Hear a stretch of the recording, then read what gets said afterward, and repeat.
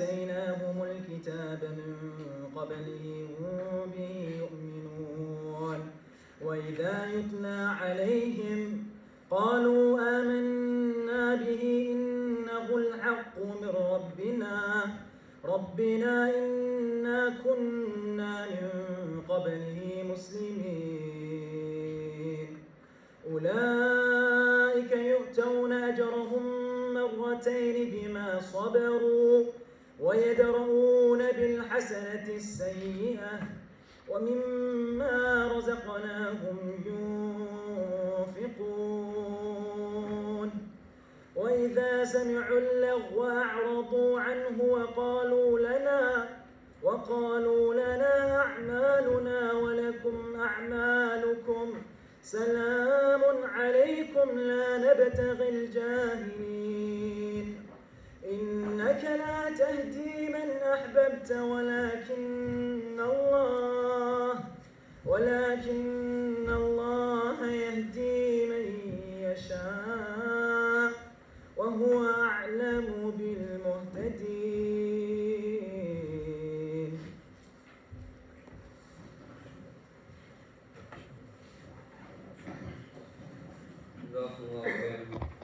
Very powerful ayahs. And it's a reminder in the Bible as well that the religion that we're talking about today, obviously it's part of Discover Islam Week, or the Discover Islam Month now. Obviously, whoever is Muslim here, by the way, put your hands up if you're not Muslim. Okay, yeah. So in Islam, we believe that everyone is actually born as a Muslim. So everyone within themselves, they believe that there is one supreme being that is greater than everyone else. And then obviously after that they get changed from their parents, society and whatnot. But so sometimes when you hear like a reminder, lead you away from Islam, it reminds you of the truth. And we're just here to share this message that we hope that you guys will also benefit from, and the Muslims as well. So we're going to start with Brother Zishan. You guys might remember Smile to Jannah. You might see him doing some funny stuff on YouTube. Inshallah, he's going to just talk about some basics of Islam. And then after that, inshallah, we'll get into Ali Dawah Smile. Assalamu alaikum. It's a change of plans. I'm going to start first, as you requested. But he was right about the funny videos. He does do funny videos. I believe his channel is the best channel on YouTube. I can do replace, hijab can do replace, you're finished. Be replaced. But his channel they are the best, inshallah, a true gem. I'm the biggest fan. All the dislike buttons for me, just so you know. Anyways. So guys. But the channel is nothing compared to Ali Dawah's channel. It's even better, even amazing. That's right. Oh, sorry, Ali Dawah. Yes. That's right. How many non-Muslims here? Can you put your hands up? So we know how to deal with you guys. Okay. So there's 1, 2. So don't scare. So it's 1, 2. Anyone? 3. Pretty good, mashallah. That's good. I really want to thank you guys for coming. It's actually an honor to meet you guys. You guys are the priority. You have VIP seats. So if you want to ask any questions, anytime, any place, let us know, please. Okay. So if you have any questions, you're the first priority. Okay, guys. Please bear that in mind. Yeah. So in a nutshell, I'm going to keep it very short, simple. Yeah. Because I'm going to get into Q&A. I believe it's more productive. Can listen to you guys. I'm going to mention to you guys my story in a nutshell. There's an ayah in the Quran, there's a verse in the Quran which I want to read. So to give some context. Because sometimes people come to Islam and the calamity hits them, or born Muslims who turn back. Those who come to Islam, I came to Islam about 10 years ago. So we are called reverts. Born Muslims who go astray, I call them diverts. The diverted of the path. Yeah? So I'm a revert. Actually, he's never a divert. He never diverted. He was on the I think I was a divert. I'll take that still. So, the ayah of Quran Surah Al-An'am says, why then did they not supplicate in humility when a calamity from among us came upon them? Instead, their hearts were hardened and Satan ordained for them what they were doing. I'm going to come to the next ayah, which is very interesting, but before I do that, so my lifestyle before Islam was when I was young, when I was 16 years old, I used to watch a lot of gangster movies. So I thought I was a gangster. So I got the gas. So So, you know, I started to go join the gang, you know, get a name for myself, etc. I had a very deep obsession with guns. How would I get back to this movie? This was in my past. So I was very obsessed with guns. I don't know what it was, I was very obsessed. So I was into fights and all this kind of stuff. One day I was walking down the road in Wood Green, like a young idiot I was. I had a knuckle duster and I was spinning my hand like this lollipop, yeah? So a undercover officer saw it, boom, they arrested me. My mum called my dad. My dad gave me a little slap to let me know what time it is, of course. From there, he realized, he said, you know what, London is not good for him. So he used to have a business outside of London. He said, you're coming to live with me. I said, okay, no problem. So I went from one jacket of fighting gangs and all that kind of nonsense to changing my lifestyle to clubbing, girls, partying, and, you know, just trying to be rich and wealthy, whatever you want to call it. Okay, this is what was taught to me, that this is happiness. So I pursued that lifestyle, go clubbing every week, central London, where Leicester Square, there's brothers that we actually do Dawah. I can remember I used to go clubbing there every single week. There used to be a club, Penthouse, right at the top, yeah? And I used to go there every single week. And I was thinking, one day I was standing in front of the Dawah table. Dawah table is basically Dawah means invitation to Islam, so we call people to Islam. And I was thinking, subhanAllah, like, look where I was before, look where I was coming, and now where I am. And the lifestyle that I was following it was simple. That's what was taught to me. That's what happiness is. And I never found happiness.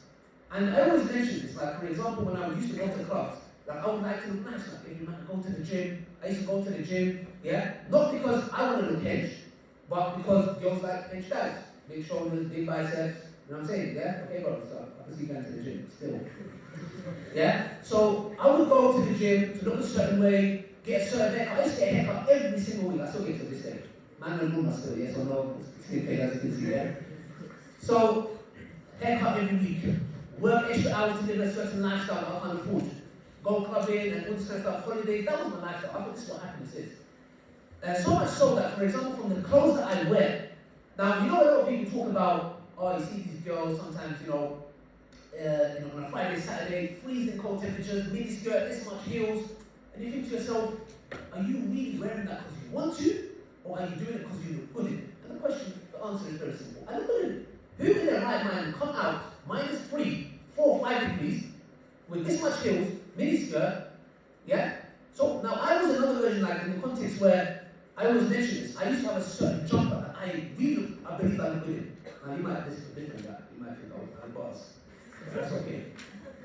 I thought I look good in it, yeah? I think I did look good in it still. So anyway, I used to wear this and I'd be like, yeah, I'm the man. I'm the man. Yeah, you know, get gas to yourself. But I hated this jumper. I hated it, but it used to make me itch, yeah? And when you're in the club, sweaty, yeah, you've got some dirty guys, you know, breath stinking, all that kind of stuff. You know, the mixture, it smells of it, you know what I'm saying? So, I'm wearing it, and I'm thinking to myself, I'm uncomfortable in this jumper. I'm uncomfortable in this jumper. I don't like going to gym every day. I don't like doing overshifts in the workplace. And I ask myself a question. Why am I doing all this? Really, why am I doing all this? Why every single week clubbing? Why the everyday gym? Why certain clothes that I need to wear? Why work extra hours to fund a certain lifestyle and drive a certain car? I realize when I go to the gym and some next man walks past me with a bigger bicep, in my day. When I drive a nice car and I see next man in a better car, in my day. Yeah? I had a nice haircut, nobody matched that still. Yeah? But I didn't see anybody in the competition. I was leading it. Yeah? Top G. Anyway, so basically, and I came to a realization, because Allah said this in the Quran. Have you seen the one who has multiple masters compared to the one who has one master? And I thought that's actually very deep. Because there is a philosopher, I never remember his name, Hijab, yeah? He said, man is born free, but in shackles everywhere. So we think we're free. You're not free. You didn't choose your name. You didn't choose the way you look. You didn't choose your height. You didn't choose your weight. You didn't choose nothing. On top of that, you were born to a society where you think, I choose to. You don't choose nothing. You choose nothing. It is shoved down your throat. You think, I choose. No, you don't. Did I choose to wear a jumper that I'm uncomfortable in? No, I didn't. I did because I believed I looked good in it. So I thought to myself that girl that I'm looking at, Jahiliyyah, no, yeah, but what's the context? Maybe because somebody gets clipped, Prophet Ali looks at girls. In Jahiliyyah, I'm thinking, there's no difference between me and her. She's chills, it's cold weather. I'm wearing some chocolate that I don't like. Yeah? So the point was what? And even sometimes shoes. Yeah? Sometimes you're wearing a certain outfit, you need to have certain shoes. Get blisters on your feet, bro. Yeah? So I thought to myself, these are my masters. The opposite gender is my master. This job I'm wearing is my master. The ownership I do is my master. The gym I go to is my master. These are my masters. I'm trying to serve them. And I said to myself, now, the moment when I came to Islam, I studied for about 3 to 3.5 years. I was in a haram relationship for 5 years. Yeah, and her mom, she was half Pakistani, half white. So I was very close with her mom. I used to celebrate Christmas, Easter with them. They had the Bible. I started reading the Bible in their house. In the marriage documentary, by the way, we talk about that.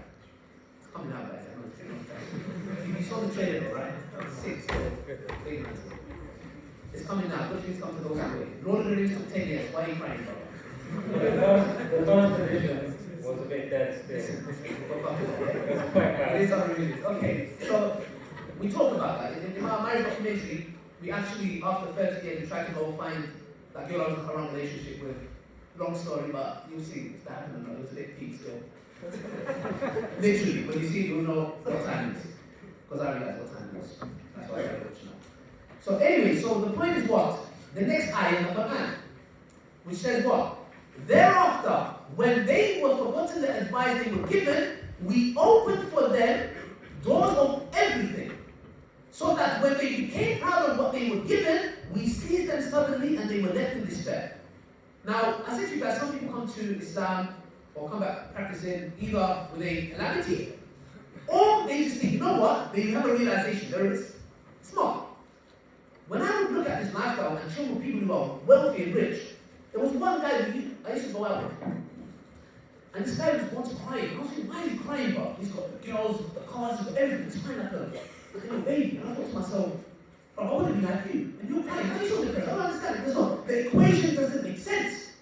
So this is when the realization came to me. And I thought to myself, I realized that I got my freedom when I enslaved myself to the one who created me. Because if I am going to obey anybody from the way that I dress, to the direction that I pray, to how many times I'm going to pray, to when I need to eat what, fasting Ramadan, I realized that is when I gained my true freedom. Because before I had multiple masters telling me to do this, okay, should I do something like this? No, like that. Okay, so next time comes this, no, I think morally this is okay. Okay, what about this? Oh, no, I believe this. So it's like, what do you want from me? When you have multiple masters, bro, they're going to do this. Then others going to come and say, no, I want you to do that. You're stuck in a position where you're like, what do I do? And that's the situation we're in today. Many people. But when you enslave yourself and you're bound to be a slave, anybody that says you're not free, trust me, you are bound to be a slave to something. We say that I would rather, if I'm going to be a slave to anything, I'd rather be a slave to the one who created me. He's the one that deserves my worship. He's the one that feeds me. He's the one that gives me life. He's the one that makes my heart beat when I don't tell my heart beat to beat, breathe. So he is worthy of my worship. That is when I accepted Islam. And I found my freedom. I don't give a damn. From that moment onwards, I didn't care proving myself to this person and that person. I don't care what anyone thinks of me. I have one goal, inshallah, and that is to go paradise. Because if I believe the one who created the whole heavens and the earth, it's not impossible for him to have a place where I can have whatever I like. Simple as that. So, this ayah tells you, and it's a reminder to the Muslims, yeah? Allah subhanahu wa ta'ala says to send you a sign. The calamity. Now, calamity is what? Allah says we send a small calamity to divert you from a bigger calamity. The bigger calamity is the day of judgment, is the hellfire. So, any calamity that you face, and Allah is merciful to His servants, He will send you a sign over and over again. Over and over again. And by the way, some signs are already there. You are a sign. When you look in the mirror, you are a sign. Your fingerprint is a sign. Your eye is a sign.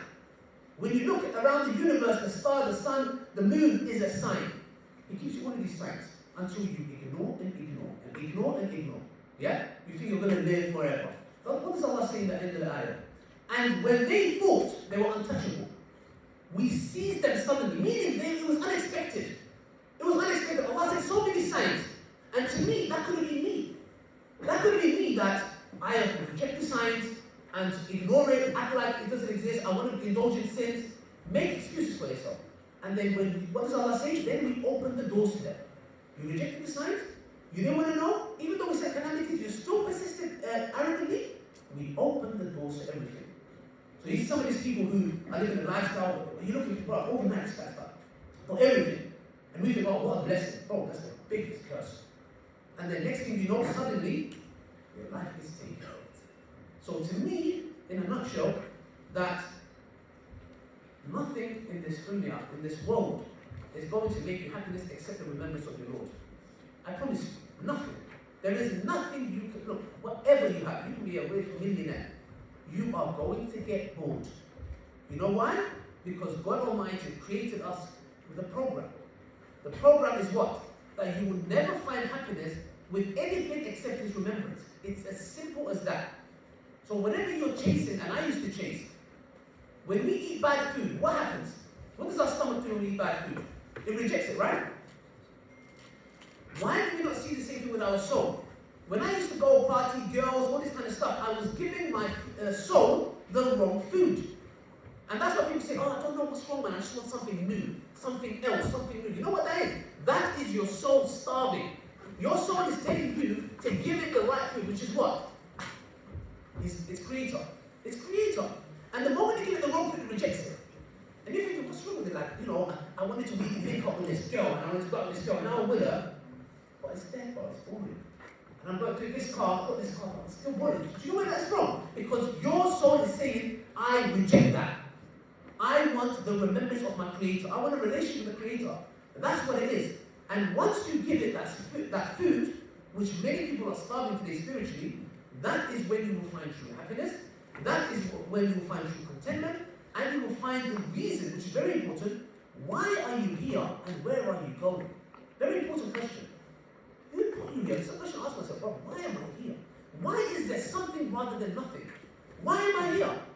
This bottle of water, this bottle has a purpose. It's got a specific shape. It's called smart water. Yeah? This has a cause. This has a purpose. This has a designer. And I came randomly, random transport, by the, I'm here. Really? It's not a matrix, brother. You know? Some people say it's a matrix. Some people say, oh, I'm making a matrix. Well, it wasn't illegal, man, you want to slap. And you realize that you're out of the matrix. Yeah? But in a nutshell, that's what it is. But when we get to the Q&A, feel free to ask any other question. It doesn't need to, for your permission, pertain to Islam related. It can be anything. It can be about, you want to get married, it's a bit peak up there. Yeah? It can be about anything. Like, if there's anything you're specifically going through, we would like to help you guys, inshallah. So feel free to ask whatever it is that's in your mind, inshallah. And just let you guys know, we've got a camera team here. If there's anyone that's comfortable, nobody's been recorded, if there's anyone that's comfortable asking the question out loud with our camera directed towards them, just say, I'm comfortable. If not, it's totally fine. We won't record you without your permission. It will be recording us. That's it, inshallah. Yeah.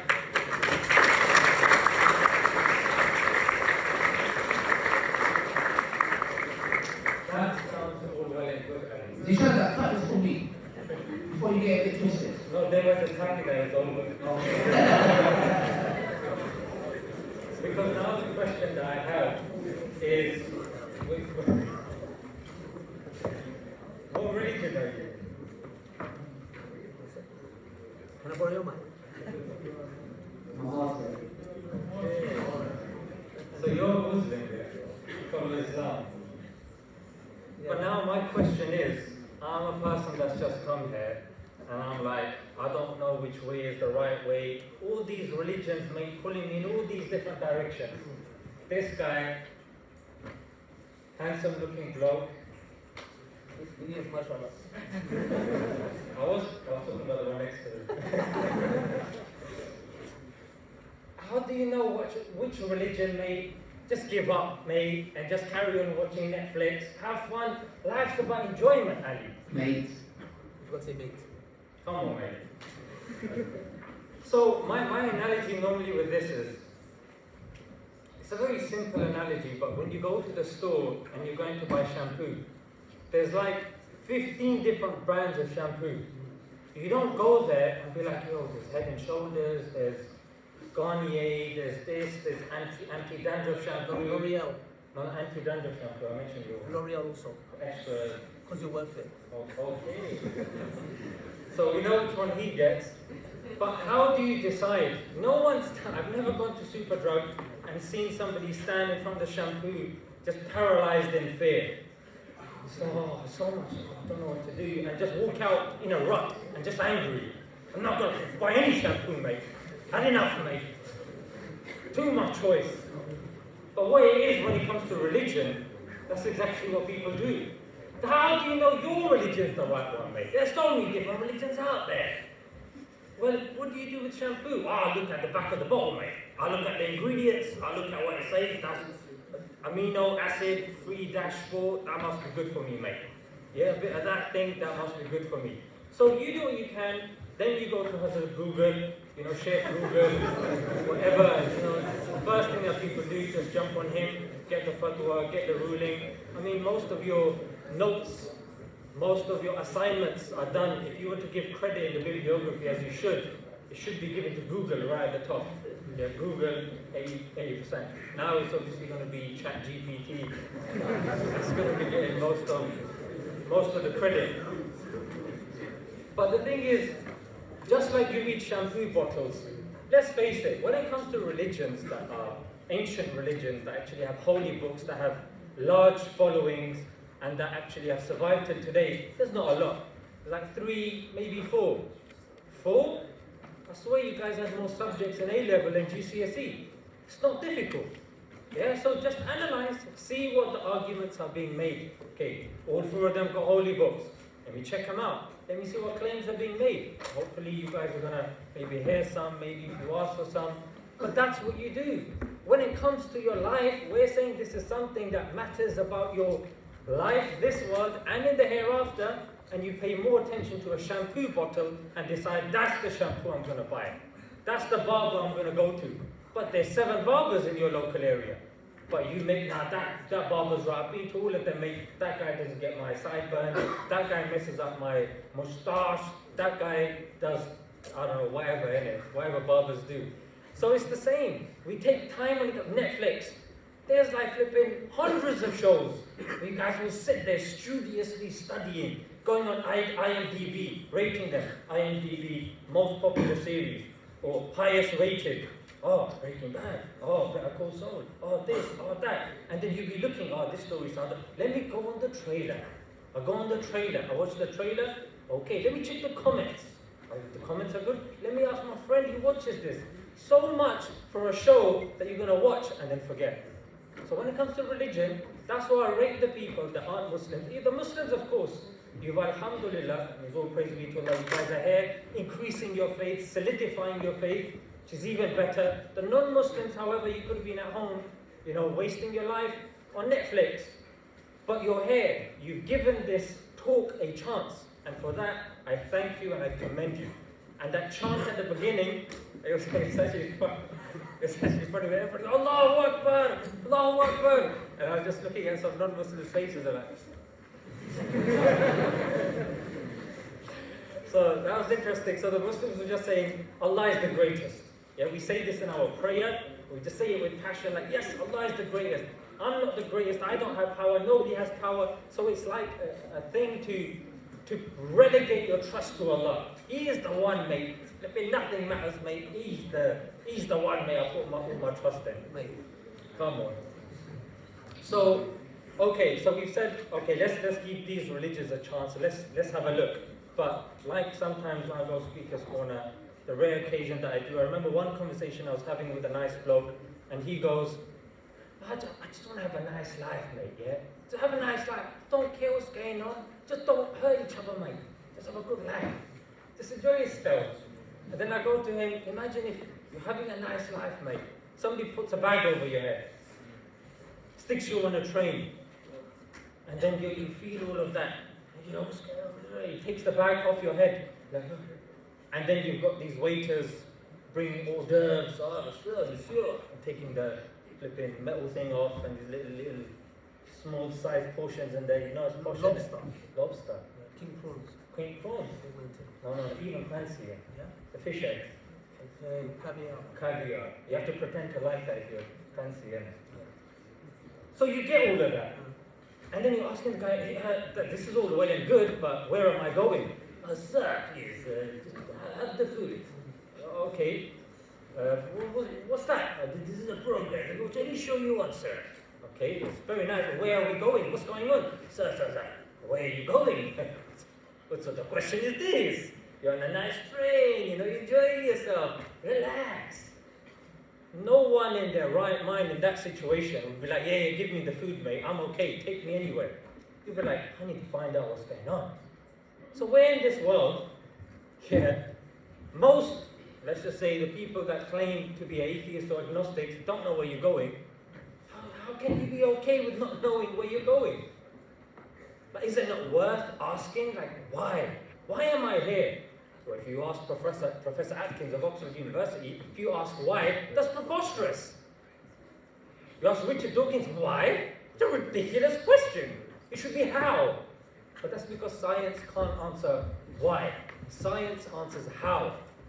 Yeah? It shows you how something is done. It doesn't tell you why. Oh, why is that cake? Why was that cake baked today?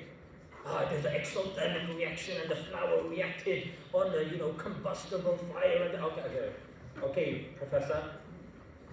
Why is that cake there? Can I eat it?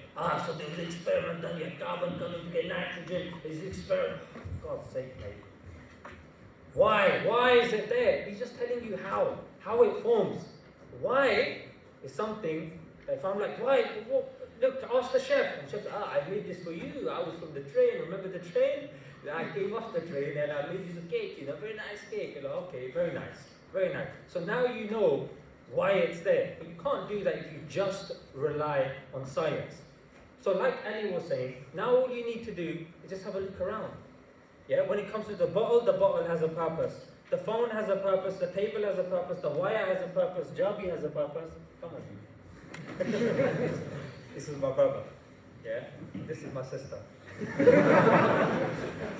So It's not funny.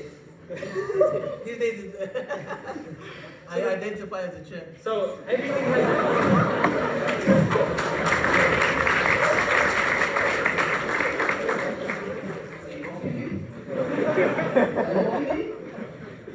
if you feel like that, Ali, I apologize on their behalf. That was hurtful. It was. I will be a chair. They're haters. Nothing can stop me from being a chair. As long as no one sits on me. So everything has a purpose. Yeah. When you look around, even in Men in Black, when he was trying to bring that white agent back, and he was like, when you look up at the stars, do you wonder that there's more out there? And sometimes we're just walking by ourselves, we're looking up at the stars, or just taking a stroll in the park. Do you really believe that it just came by chance? When you look at the pictures, when you look at an artwork, you never go, yeah, fantastic, just love the brush strokes, love the detail. Fantastic. Who done it? What do you mean who done it? It's a ridiculous question. It's there by chance. Millions of years of evolution, it was there by chance. But of course it wasn't. Yeah, you assume that there was a designer. If there's design, it's a designer. Yeah? So if a shop cannot function without a shopkeeper, a ship cannot sail without a sailor, how can this world operate without an operator? Yeah, we can go into these deep philosophical, discussions, contingency argument and all of this, but we don't know who's coming with what mentality, and we leave that to the Q&A session. But it's definitely worth reflecting on. And when it comes to Islam, look, Islam is the one that's refusing to choose. Now, for something to be from God, surely that book has to be preserved. Surely the adherents should be large in number because it should be appealing. Surely the book should be preserved, should be accurate, should be relevant. There should be something that even an average Joe could be like, this book is preserved. The Quran is the only mass memorized book on the planet. We have manuscripts that date to the time of compilation. University of Birmingham has 4 folios with 100% word accuracy, carbon dated by University of Oxford. We have manuscripts, Old Testament, no, they don't claim that. New Testament, they don't claim that. Vedas, they don't claim that. When it comes to other faiths, they don't claim to have memorized their book. We have 6-year-olds that have memorized the Quran. If you were to burn every holy book, well, they're burning books, the Quran is one of them. No, not burning books, they're burning the Quran, freedom of speech.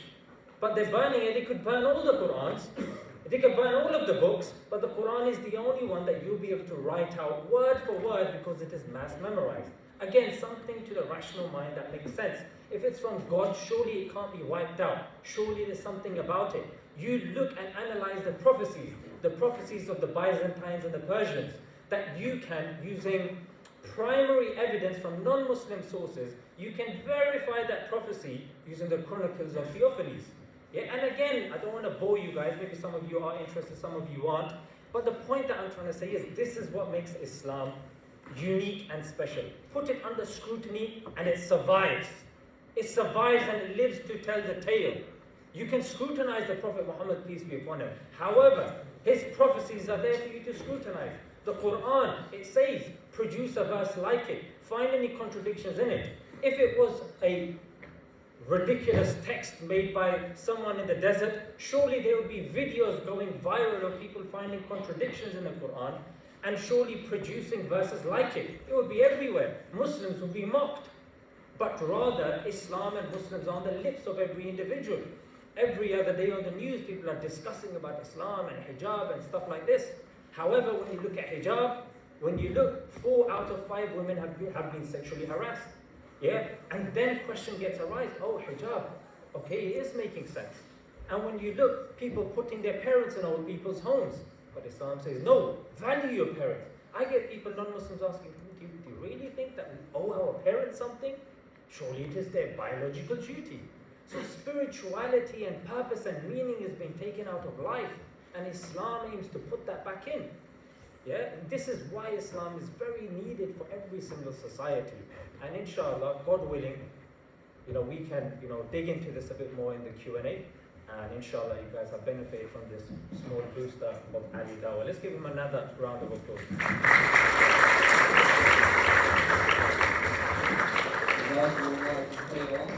Okay, basically, now we're going to go straight into the Q&A. You can literally ask whatever question you want, but just make sure it's not too weird. This is the code. Just put your questions up on Menti. Somebody told me that works, and it works every time. Is there anyone that wants to ask a question out loud? Before we go to the questions that through. Yes, brother. Yeah. Brother, how would you differentiate hypocrisy and giving advice to someone? How do you differentiate between hypocrisy and advising someone? Yeah. Okay.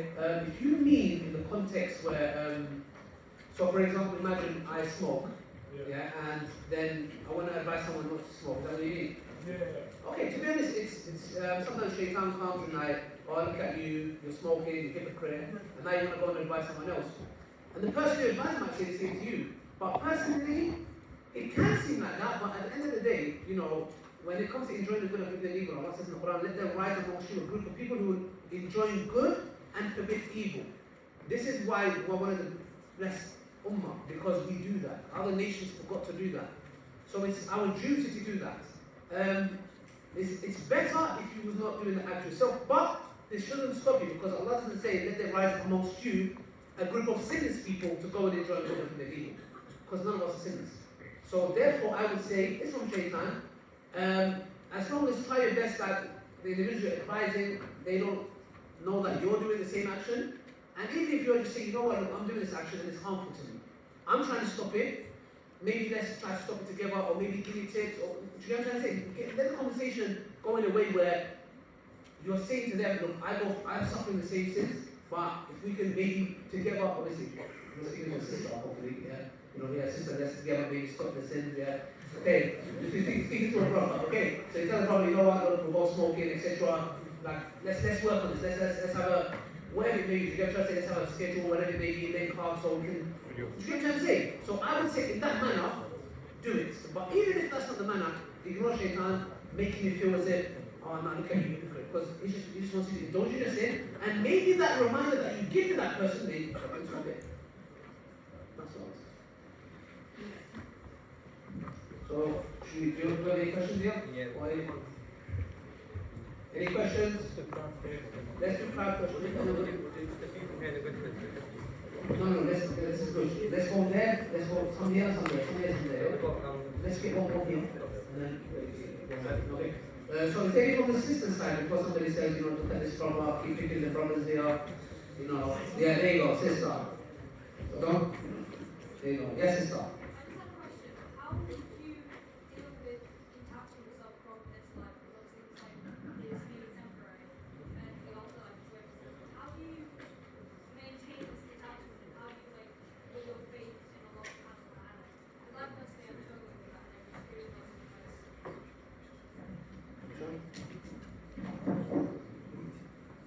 Yeah, so Islam doesn't say detachment. Yeah, the thing is, as Muslims, we believe that Islam is a way of life, and as a Muslim, the best Muslim is somebody that can balance both together. Somebody that solely stays in a masjid and doesn't interact with anybody, as opposed to somebody that's just outside and not praying at all. So it's about striking that balance. And how to strike that balance? I mean, just take Islam as a guide. When it comes time to prayer, you give your time to that prayer, you fulfill its rights, you try to do it properly, you make time for Quran daily, you make time for your parents, you divide your time up. Just like you do when exam time comes and you've got certain subjects, you divide it up. And also realize that there's a certain degree, because when you're in this world, there's a sunnah. And the sunnah is that you have to do what is in your power. Do your best, Allah will do the rest. So understand what is meant to be done that's in your power, and understand what is to be left to Allah. For example, if your mother's ill, what you do is you take her to the hospital, the ambulances are coming, you take the Uber, you take her there. When she goes in the operation theatre, you make dua, you read Quran, you leave it to Allah. So in Ramadan, fasting, the month that's coming, in less than a month, that Muslims are going to be fasting, your job is to do whatever you can. You don't know which deed is going to be accepted, which one is valuable, but you do what you can and you leave the rest to Allah. So maintaining that balance. And also, like when I came to uni, one of the, I would say anxieties, maybe it's a strong word, but I spoke to the local imam and I said, Sheikh, I find it very intimidating to go to uni. It's 4 years. What if I was to die, or I haven't lived life and I'm just there at uni, and what sort of existence is this? He said, why are you going to uni? I said, so I can get a good job. Why? To provide for my family. Halal or haram? I said, halal. So to do it in a correct way, to support them. He said, then it's worship, then it's ibadah. So intention. Sahih al-Bukhari starts with intention. So whatever you do, you're going to sleep, intend that you're going to get up. So again, dhikrullah, remembrance of Allah helps with this. I think the point that you're saying about detachment is constantly being aware of Allah, the state of ihsan. Whatever you do, I'm studying, so I can help brothers and sisters that are suffering, so I can use my career to help those that are less fortunate. I'm going to see my mother, so I can please Allah and stuff like that. So make your life centered around this by utilizing intention. When you forget, revert back to the typical worship. Dhikr, dua, sitting with scholars, people of knowledge, and hopefully that will ground you. Worst case scenario, if you ever losing control and you've spoken to people of knowledge, raise your hand and ask Allah. Have a conversation with them. Even when you're leaving the university and you're feeling something, I'm finding it very difficult, I'm overwhelmed. You have that 100% connection with Allah no matter where you are. Under your duvet, on the highest peak of a mountain, in the darkest, deepest cave, you have always that connection with Allah, and you don't need any mediator, no scholar, no this, no that, has to be done in a certain way, I need wudu. You can supplicate and talk to your Lord whenever and wherever you want. Exactly, another thing that I'll add, right? Some people think that, when I said I left this jahil lifestyle and I came to Islam, if I had the money, I'll be coming to this uni with a Bentley. Let me be very honest with you. I'll be coming in with a Bentley, brother. Yeah? I don't care what anyone says. People think us in the Dawah we eat grass. That there's grass that grows, and I cook it, and I feed my family, yeah? Yeah, wallahi. Carry the dunya in your hands, not in your heart. That's the difference.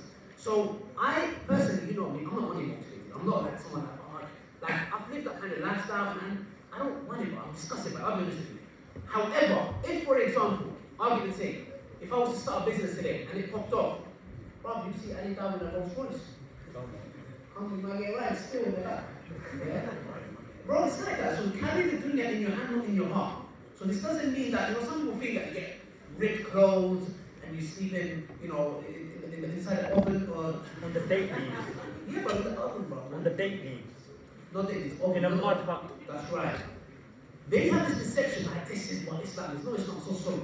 It is not. Do you get what I'm trying to say? So bear that in mind. Carry the dunya in your hand, not in your heart. So it doesn't bother you. You're not working up. I need to have a Rolls Royce and come achieve it with the press. No. I don't need it. If it comes, I'll drive it. Simple as that. Okay, we have someone who asked, I want to become a Muslim. I'm planning on reverting in Ramadan. I don't know how to pray. Do you have any advice for me? I wouldn't be there. I'll probably need to get married. Where's that guy in the hoodie, yeah? No, but I'm trying. I need to get married as soon as possible. Get this one, yeah? I'm scared. I'm going to be back for a second. I'm scared. Yeah. Okay, so I've got the question. Okay, yeah, so basically, yeah. You want to know what to say, yeah? You know yourself. You're going to talk about prayer, man. Okay. So, we have a project we've launched which we teach new Muslims and born Muslims how to pray Salah. We have a guided prayer map. You can go to salahplus.com, it's totally free. You want a prayer map, it gets delivered to your house, we can send it to your house, I don't really yet know. It gets delivered to your house. It's guided prayer map, it has everything that you need. Also, if you want a one-to-one session, how to pray, we have a brother's team and a sister's team. If it's a Sister Naila deals with it. She comes on the day and teaches you, or via Zoom if you're outside of London or in a different country. If it's in London, if it's a brother, I can come myself as well from my team. We spend the whole day teaching how to pray Salah. The second thing you said, I'm going to wait till Ramadan. This is a prop from Shaitan. What? Why do you need to wait till Ramadan? Shaitan, Satan. Satan, yes, devil. Yeah. Satan is devil, yes? Very bad person, yeah? So the point is, no, it's a gin made from smoke and fire. I'll come to that later. Not the gin that you drink, yeah? Gin and tonic, yeah? Anyways, so bear that in mind that it's a pro of Shaitan because at the end of the day, what is there to wait for? Ramadan is around the corner, we understand, but why are you going to delay it? Take your shahada, it's just a journey. You step your first foot through the door, your journey starts. That's what it is. Don't think you're going to even if you're not praying every day, it's easy. So I would say take your shahada today with the brothers if you're feeling comfortable, or the sisters if you're a sister. And from there, like I said, salahplus.com, we can help you how to teach you how to play salah, give you a guided payment, inshallah. So yeah, we're at your service, and if you want to take it, you can take it for that too. So we don't want to pressure you. But I would highly urge you that you take your shahada today with the brothers, your sister with the sisters, inshallah. And may Allah subhanahu wa ta'ala make it easy. Do not ignore the shaitan. If you've got no reason, if you believe Allah, if you believe in God, Allah, in Him and His oneness, you believe in the Prophet Muhammad, and his final message, he's the final prophet. You believe in the Quran, you are a Muslim. It's simple as that. It's not that. You're just going to testify what you already believe. Me, I like Chinese food. And I'll testify, I like Chinese food. The Shahada always says the way, but it's what you believe inside, you're seeing it on your tongue. So it's as simple as that. You already believe, if that's holding you back, should be. That's what I'm saying. Should we go to the audience? Okay, we have actually quite some questions, quite a few on like people saying that they want to become Muslims and they don't know like what to do. So just in terms of from the ISOC, our president just wants to say something. So with regards to a lot of people that have been asking throughout the year in terms of taking the Shahada and whatnot, we've had a lot of brothers and sisters that have been taking Shahada, and we host in the prayer room or in the Jummah that we have on Fridays, and you'll find in Western actually. The question with regards to Ramadan, we have Ramadan campus as that was on slides earlier, and of course in your own journey, inshallah, the most important thing is the community that we have as an ISOC here. We have so many sisters and so many brothers, the brotherhood and sisters, inshallah. If you really want to take the Shahada, find your brothers, be amongst that environment, and I will help you be, inshallah. So if you do want to take the Shahada, please stay around your good brothers, stay around your good sisters, and like Ali Dawah said, if you want to go towards this project as well, it'll be beautiful, inshallah. So let's take stage there, but you can go ask. I want to say one other thing as well. The Shahada literally is you just saying one line. Yeah? You saying one line and believing, Ashhadu an la ilaha illallah wa ashhadu anna Muhammadan abduhu wa rasuluh. I testify there's none worthy of worship besides Allah. Muhammad, peace be upon him, is a messenger of God. That's literally it. That's all you're going to be saying.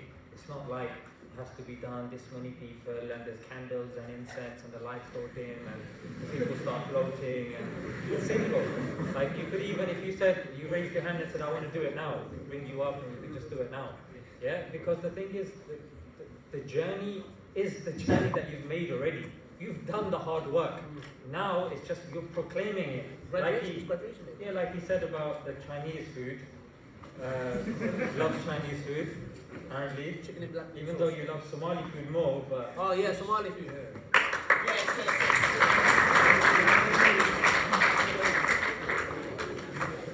so I like the burger, double cheese.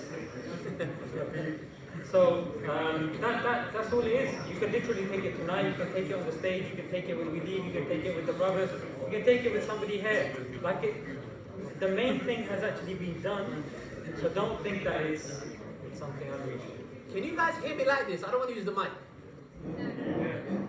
Okay, can you guys hear me? Yes. Do you mind if I don't use the mic? No, honestly, if you need it, I'll use it. Put your hands up if you wanted to use the mic. The ones in the back, can you hear me? Okay, so the sisters basically want you to use the mic. Okay. What was that?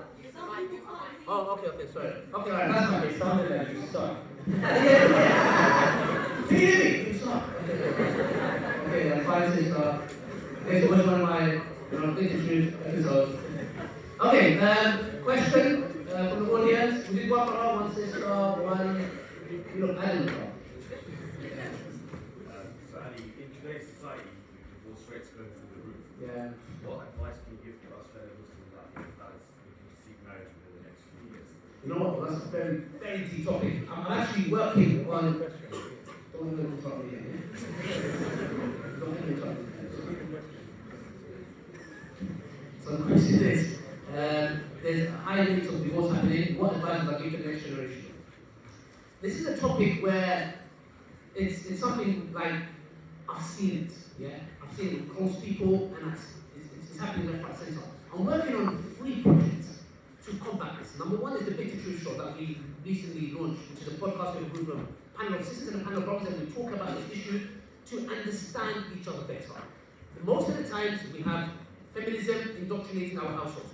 Now you've got red pill knocking on our door. Brothers are moving funny, like, oh, I'm going to move like this or like that, etc. Acting, funny with their little 2-inch muscles, yeah?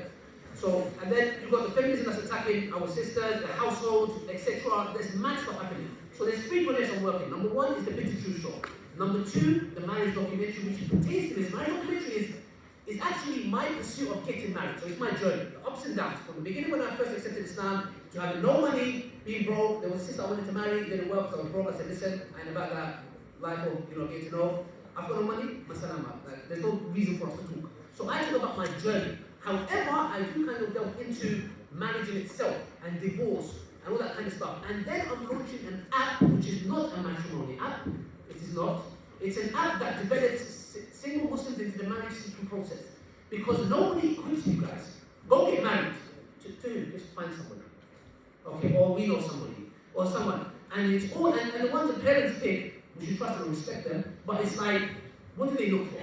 Yeah? You've got a brother who comes place for Salah 5 times a day, maybe working at Tesco, whatever it is, it might be, he's working hard.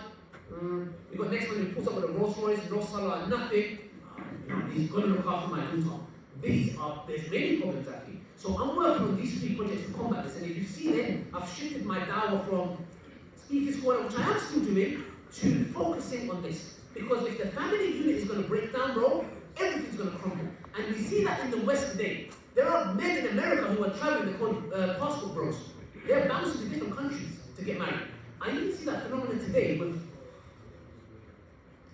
certain brothers from the Asian community, yeah, subcontinent, that they are going to Morocco to get married. Yeah, some of them are successful, but you see some mad stories as well, bro. I know one brother in California who married a Moroccan sister, niqab, and I'm not going to go into this, may Allah bless those who are trying to wear the niqab and the hijab, and those who are not even wearing the hijab, striving to. May Allah bless you guys, we salute you. The point is this, niqab, Quran teacher, bro. The brother fell ill in COVID. He's in hospital. He comes home one day, no one in the house. All the bags, expensive bags, everything gone. He's got a letter from his lawyer, yeah? £500,000, yeah? Mad stuff, bro, mad story. This, and I always say this, marrying the wrong person can kill you. Kill you, bro. It can kill you.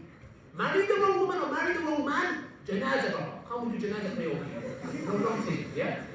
That's why I'm working on these projects, to help this, bro. That's why, so in a nutshell, the question you're asking is, why, bro? Where do I start? But it's making the right choices, and number one, having connection with your Lord. Allah, and I was talking about this in the car, yeah? A lot of people think that things are in their hands, yeah? This is the plot of Shaitan. Why did Shaitan fall into this belief? Why did he fall into this belief? Think about it. Why do we believe, Christians have this concept of the fallen angel. We don't believe that. We believe Satan was before he was Satan, that he got that title, he was a very righteous, pious individual, by the way. Just so non-Muslims are here. We believe Satan was a very righteous, pious individual who worshipped God so much so that he reached the ranks of the angels. But he fell into this belief. How? Because God Almighty created Adam, our father, great-great-grandfather, and he told him Satan was from a different creation. He was made out of smokeless fire. Yeah? Adam was made out of clay, etc. He told Satan to bow down to Adam. And he refused. He said, I am better than him. Which is racism that we have today, which is Islam so staunchly against. Because it stems from there. Now, if you think about it, how does different Brother Ali asked about divorce? You're talking about Satan. Listen to me. Satan fell into disbelief because he said, I am better than him. He is being ordered by who? The one who's created the heavens and the earth. He's saying to Allah, you are wrong, I am right, because logically it doesn't make sense that you're telling me to bow down to something I'm better off. Logically, yeah? What do we do today? Let me tell you what we do today, and this connects with this, bro. What we do today is the following. When a sister wants to get married, and so maybe sometimes they brothers, they don't want a sister, they want a sister who shows her hair or whatever they do. By the way, I'm not saying sisters who show their hair are bad. There might be some sisters who are better, who pray their salah, and there might be some sisters who wear niqab and they don't even pray salah. Just listen to the message. Some sisters say, you know what? In order for me to get married, I need to show my hair, dress up in a certain way, doesn't need revealing, put makeup, make myself look, and that's a woman's weakness. Okay. Doesn't justify it. So what she's doing, what does the brothers do? The brothers say, Allah said to me, I am the protector and the provider. Okay, I have to go sell drugs, because how can I provide a speak out here? What are both of them doing? Both of them are taking the aql over the naql, which is what? Allah. Can you imagine the thought process? The one who's created the heavens and the earth cannot find you, sister, a husband that you need to go to the roots of haram and show him your hair and your beauty because you believe it's in your hands. And the brother who needs to be a protector and provider and husband is going and selling drugs and poisoning other people's kids. All because of a matter of what? Tawakkul. All you have to do is what? If my Lord has created the heavens and the earth, is it really hard? When I was looking to get married, I asked myself this question. Sorry guys, I'm going a bit in detail, yeah? My dua was in answer. I was like, since I came to Islam, wallahi, I didn't touch a woman in a haram way like this before. I repented. I didn't go near any woman, in any way, shape, or form, yeah? So I'm thinking, oh, I'm protecting myself from sin. I'm doing things the right way. Like, why is my dua not being answered? And then I came to a realization. I had two choices. Either I'm going to say, you know what? Oh Allah, it's your fault. I've been a righteous servant to you and you're not giving me what I want. And follow the footsteps of Shaitan. Or I can follow Adam and say, you know what? Adam also disobeyed Allah. He ate from the tree, no? But he didn't fall into disbelief. Why? Because the moment he did it, he acknowledged and said, oh Allah, I'm wrong. So I said, oh Allah, there's something I'm doing wrong. Let me deeply reflect. Yeah? I prayed Qiyam that night. I don't pray that just to say I'm not that pious, yeah? That night, I was like, you know what? Desperate times call for desperate babies, yeah? So I was like, you know what? I made one and I reflected and I said, you know what, Ali? You're committing two sins. Very specific. Yeah? And inshallah, you guys can do lessons, nothing major, but still, too many sins. One sin too many. And I realized and I started working on one. Wallahi, Nabi, Uqsum billahi Rabbul Kaaba. I swear by the Lord of the one who prayed Kaaba. In 2 weeks, I met my wife. In 2 weeks, bro, I met my wife, wallahi, and Allah rolled the red carpet out for me. Takbir! Allah, my bad, please, yeah, inshallah. And, trust me, please don't destroy my wife. The point is what? When you self-reflect and say, you know what, I believe the one who's created heaven and the earth, and it goes back to that. Allah will protect you from divorce, and divorce can be a lesson to you. I know many brothers who got divorced, and wallahi, they come and say to me, bro, if I didn't go through that madness, I would have destroyed my marriage today. I would have never appreciated my wife. The fact that I went through that bad example, or a sister who married a really bad guy, and she comes and she's like, you know what? If I didn't marry that guy, if I didn't see ugly, I would have never known what beautiful is. So then you come to, don't see divorce as doom and gloom. Another Asian community, we actually talk about this. There's a topic we talk about in the Big Truth. That when it comes to this, yeah, divorcees, I look down on them, which is very acute to me, yeah? But the point is what? It's not a bad thing. It can happen. But like I said, it's a vast topic. I'm working on 3 projects, Big Truth, marriage documentary, inshallah, coming out to a similar to you. And the app that I'm working on, which will, in the long term.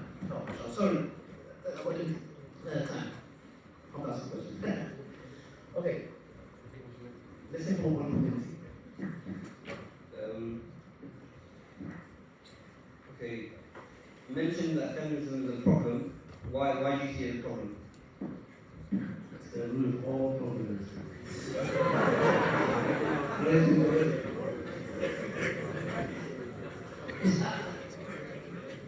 Okay, well, the reason why I believe it's a massive problem, yeah? Because at the end of the day, there are studies that show that women can be more easily influenced. And it's very ironic, like, that you see, sorry, yeah, so basically, what I'm saying is that there's certain studies that we're looking at that show that women tend to be more easily influenced. Okay, so society takes and targets the household. Now, the head of the household, I believe, yes, it's a man, but the woman plays a vital role, a very, very vital role. They are the backbone. And there's one scholar said, he said, half of the population of the earth are women, and they give birth to the other half. They are the ones that nurture the children. They are the ones that look after the next generation. So to me, when feminism comes along, and I understand in the Western world, they were not getting their rights, no problem. As Islam, we don't need your feminism. You don't need to keep your feminism to yourself. We don't need it. Because Islam has given the rights the Western woman was fighting for 1,400 years ago, bro. Not having your adopted husband's surname, being sold in the market. By the way, a man could sell his wife in the UK about 100 years ago. He could sell his wife if he wanted to, yeah? By the way, that's how he was, yeah? Not the right to own a property, not the right to vote, not the right to study. Islam gave that right to a woman long time ago. So, is there anything that feminism has to offer a Muslim woman? Zero. Actually, no, -10. So to me, the same issue we're having now is with red pill. Now, red pill is coming along and brainwashing the brothers, and brothers are getting gas, excited, yeah, I'm going to get their girlfriends. Shut up. Yeah, relax yourself, yeah? So, they both dangerous, but feminism, we've seen the effects of it, and we see the ripple effects of it to this day. Some sisters don't realize they have it in the back of their mind. This is like this, I got a post. Bro, read the post. Let me read the post to you, yeah, on Instagram, quickly, yeah? This was the post. I was thinking to myself, how could any woman on this planet Earth have a problem with this, yeah? Check this out, tell me if I'm wrong. Feminism is the idea that women are free when they serve their employers, but slaves when they serve their husband and children. Now I'm asking a simple question. Your employer can be a woman or a man. But the point is this, when you go to work, and your employer pays you, arguably, £50 an hour, and says, I want coffee at 12 a.m., and my job, and your job role is that I would like you to cook also. Yes, at 4 p.m., £50 an hour. But I'll cook. Tell me where it is, but I'll start cooking, bro, yeah? And all this kind of stuff, and you need to do this, and you need to do that. And she's like, yeah, I'm so liberated, man, boss, babe, blah, blah, blah, all that kind of stuff, yeah? Okay, woo! And then it's calm, but they need to say to the same sister, your husband, coffee in the morning, and he wants to eat maybe when he comes back from work, yeah? What? Am I a slave? I'm thinking, hold on a second. This man, and by the way, I'm talking about a good man. Anytime I mention this, sisters always connected to this bad person they know. My father or my husband or I'm not talking about them. A good man who practices, who fears Allah, who loves you, he cares for you, he protects and provides for you. Your employer will sack you if you're not doing your job. Your husband is willing to die for you. How? If a thief starts breaking in the house, and you hear a noise downstairs, Or basically you're going to wake him up fast and you wake up a bunch. Darling, did you hear that? And he's going to be lying. No, I heard something. Go check it out. He's going to go down the road. When you're walking down the road and some man tries to say something to you, you think that guy's going to stand there. He's willing to die for you. So the point is that it's poisoned the mind of our sisters to the level where they see their husband as an enemy. No, if he tells me I'm not allowed to wear makeup, no. What's wrong with that? Seriously, what's wrong with your husband who's a protector and provider, who's a good man, telling you, I would appreciate if you don't wear lipstick. I would appreciate it. And then the same person, you can say, you know what, I appreciate if you don't converse with girls. So, in a nutshell, like, that's what I'm saying. If you guys think I'm wrong, I'm happy to be corrected. But the worst of both ways. Feminism has affected the household. Red Pill is now slowly working its way in with our brothers. And we advise both of them. You know, we advise both of them. We tell the men to be real men, protectors and providers. Okay? And if you have the means, brother, if you have the means, and you want to get, for example, essentially, you want to get, like, they push haram, get girlfriends, it's haram. But if you're rich, you work hard, you want to get a second wife, oh, halal all day, every day. Yeah? It's you know what I'm trying to say? So don't go down the haram route. If it's going to be done through the right way, and obviously, second wife is not a joke. Yeah? It's a serious matter. I think it's something that needs to be discussed, you know, but it's a different topic. But I'm just saying, both of them attack. One attacks our brothers, the other attacks our sisters. So in Islam, the way we view men and women is the roles are complementary rather than competitive. And this is something that feminism puts and promulgates. Yeah, that they're both competing with each other. But Islamically, we say both complement each other. There are certain things that only a woman can do, certain things only a man can do. And it's important for them to do their roles for a family to survive, and Islam came to preserve the family, came to preserve 5 things. Yeah? Life, religion, intellect, wealth, and family. Yeah? And people that interfere with these things, there's penalties in Islam. Yeah? Because it's very, very serious, because if you start messing with the family, I mean, all you need to do is start looking at studies. Yeah? Start looking at statistics. Divorced couples or separated couples are more likely to commit crime. Those kids are more likely to become obese, you know, become a bane to society, become issues, become delinquents. People that are married and the kids come from, you know, proper homes, yeah, in which they are loving parents, they are more likely to thrive. So that's where the injection is coming from. Yeah, the nuclear family is breaking down, and one of the major kind of proponents or the contributors to that is feminism. Can we get a question from the sister side? Just to be fair. Any sisters? Yes, sister. Yeah. I just wanted to know, like, so is that, like, there's, like, certain expectations on a man and a woman, like, why is hijab, so not, like, physical hijab, but, like, observing hijab, like, physically, mentally, like, in terms of, like, clothing, like, the actual hijab, like, the way you speak, everything. Why is it normalized on women and it's not so much normalized on men? I would say, you can jump in. If you look at... It's a very good question. Takbir! Very good question. Same brother again. It's from marriage. You do one more time, security. So if you look at it from a man's point of view, if we do take this, the kalam of the, you know, the gender kind of roles, that a man falls in love with what he sees, a woman falls in love with what she hears. That's why women wear makeup, and that's why men tend to lie. Yeah, it's a generalization, but it's an interesting point for us to start a dialogue. Yeah, so in other words, what a woman expects from a man is protection, is safety, is security, and stuff like that. As a man, you're actually not born with, and as a man, that's something that you have to work towards. If you're broke, if you're weak, if you can't protect your wife or your mother, it's going to affect how they see you. So I would actually say that it's more pressure for men. Yeah, in fact, 70% of divorces are being instigated by females.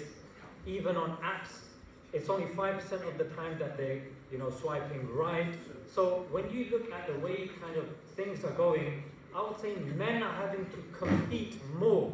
There's a higher expectation, and because women are constantly getting DMs being told, oh, you're so beautiful, you're this. I even see on our videos when there's not even a display picture and a sister says a comment and there's a pink flower there and a nice sky, and there'll be some brother there,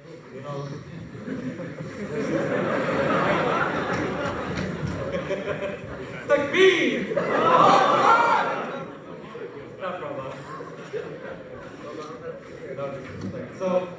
So the thing is, I would say for men, it's more of a pressure in that sense. I do understand whenever there's an Islamic talk, people do kind of revert to this, oh, women, with the hijab. But then the same kalam is said to brothers as well. Yeah, but why is his beard so short? Where's his beard? Or, why is he not wearing the thobe? Or how much Quran does he know? Or this or that. So I think I would say it's actually worse and more pressure for men when you actually look at competition with regards to finding a potential mate. You don't see, if we do a survey here, you don't want to get brothers saying, yeah, every day I get bare girls in my DMs, mate, saying, yeah, you're amazing, you're handsome, it's just enough, it's ridiculous. Imagine if you're a sister, every day you're getting these DMs, oh, you're beautiful, you're amazing. How's that going to affect you? You're going to start becoming picky, you're going to start becoming, it's going to affect your character and how you carry yourself. So that in terms of the broader kind of gender thing, but with regards to the hijab, and you can kind of go to this, I guess the issue now is with modesty, and how modesty is seen, and even with regards to brothers, and what's expected from males. Like I've been told before, when I was seeking to get married, and sisters are blasé. They're like, how much do you earn? How much are you making? But first day, for one sister, exactly. They were asking measurements.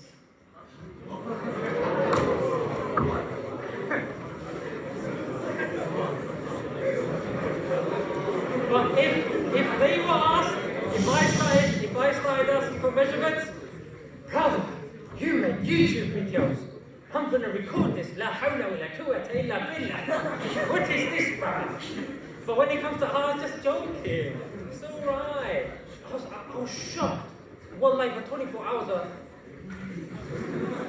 brother, are you there? Hello? I was like, what's going on?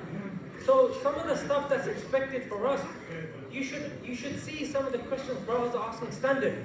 You live with your mother? Yeah, I live with my mother. She's by herself. My father passed away. Yeah, brother, okay. Are you going to be moving out? Yeah, because I'm not obligated to stay with you and your mother. So you expect me to leave my mother? Brother, it's not obligatory upon me. There's not a lot of things that are obligatory upon me either. But if you go to things that are obligatory, then nothing's going to get done. So, this is one thing that gets brought up, but if we start comparing the long lists, then things get a bit peak. Sister, you want to say something?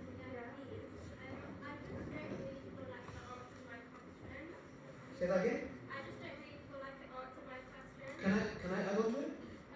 Okay, So what I was doing was I was scaffolding, and then I started the scaffold, and then I wanted Ali to build on the scaffold. But if you want, you can say the point that you want to say. No, I think so basically, I think, yes, you touched upon it. I think where it comes from is basically you're saying the double standards. Basically, why is it that the hijab and modesty is so much emphasized on the woman but not on the men? Amen? That, okay. So basically, this is something where I'm very intrigued myself. I was like, where is that psychology coming from? I'm trying to understand why is that the case? And I came to certain conclusion, and one of the Bits of Truth shows that we did, I don't know if you guys see it yet, if you write Bits of Truth on YouTube, our third or fourth episode was called, Why Does Her Virginity Matter? And in this discussion, we were talking about this matter, and the point was what? And you will hear this in the medical movement, I'm just quoting because it is a true statement.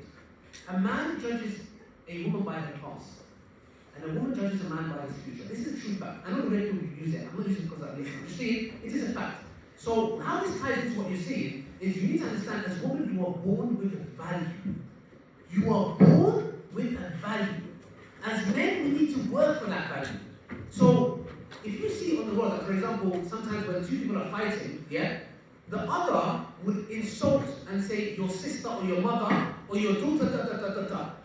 But you never see a sister trying to have a go at some guy who made her mate, or a woman who wants to have a go at this guy and goes, guess what? I did this and this to your brother. You're actually insulting yourself. Do you get it? So the dynamics I'm trying to understand in the psychological perspective is that men, when they, for example, when a woman is dressed up in an inappropriate manner, they believe that she's losing value from herself, even though that shouldn't be the exception. So when it comes to modesty, that's why it's highly emphasized on the woman. Now, does Islam say this? I wouldn't say so.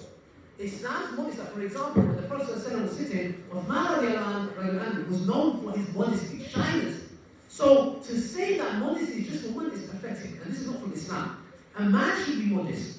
Allah says in the Quran, told the believing man to know your gaze. Yeah? So there are certain things that we are told to do, yes, not visibly one. Like I'm told I need to cover from my navel to my knee. When I go swimming, I have to wear a t-shirt on top. Man just woke up and just jump in the swimming pool. Yeah? I have to, because sometimes I can't find a long, you know those long john things, yeah? Okay, you can't find them, I wanted to buy ones, yeah? And I was looking everywhere, bro. Shorts that come from here to here, none. I have to wear shorts and wear a t-shirt on top, yeah? And go swimming, I don't have time for this, yeah? So I have to cover this wall, and like you said, you're very right, there is a double standard. Where it stems from, a few things that I mentioned here and there, is it right? Is it from Islam? No, it's not from Islam. Modesty is for both men and women, but the women suffer more. Maybe that's the reason why Allah subhanahu wa ta'ala has given the hijab and the jilbab and certain aspects for you, because why? Because there's studies that show, sister, we're visual creatures. You don't have women going and buying magazines that see a man's calves like, oh my gosh, yeah? Or when it comes to strip clubs, yeah? Or other jobs, whatever, men are predominantly the buyers. So it shows that the way we are created, and Allah acknowledges that. That's why there is a greater emphasis, I wouldn't say in Islam necessarily, because Islam tells both genders to be modest, but in the aspect of outer appearance and other elements, it gives emphasis. That's my feeling. I hope that answers your question. I don't know if it doesn't. Sorry. So just to kind of summarize it, it's because we're visual creatures, and whether it's in marriage or whether it's anything in life, we go by what we see. So if a man is judging a woman's religiosity, that's the only thing that they can see. There's nothing else that they can visually see. And for a sister to judge a man's religiosity, they will base it upon his clothing and how it looks. So that's in terms of how people judge each other or view each other visually. In terms of obligation, that's something different, of course, it's obligatory.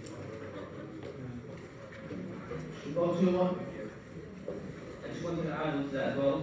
Obviously, as Muslims, we believe also that the Quran is the word of Allah. So we believe that Allah is Al-Aziz Al-Hakim, that He's the ultimate authority and He's the all-wise. So even if sometimes certain things don't make sense to us, if you have proof that Islam is the truth and you're convinced that it's from Allah, then you should have trust that Allah knows better. So even if He says something that doesn't make sense to you, ultimately, as Muslims, that's what Muslim is. Someone submits to the will of Allah. Like you mentioned about Adam, even though it makes sense that Satan was like, that Satan felt that he was better, he still repented. Okay. The next question will go to, will Christians and people from other religions go to hell?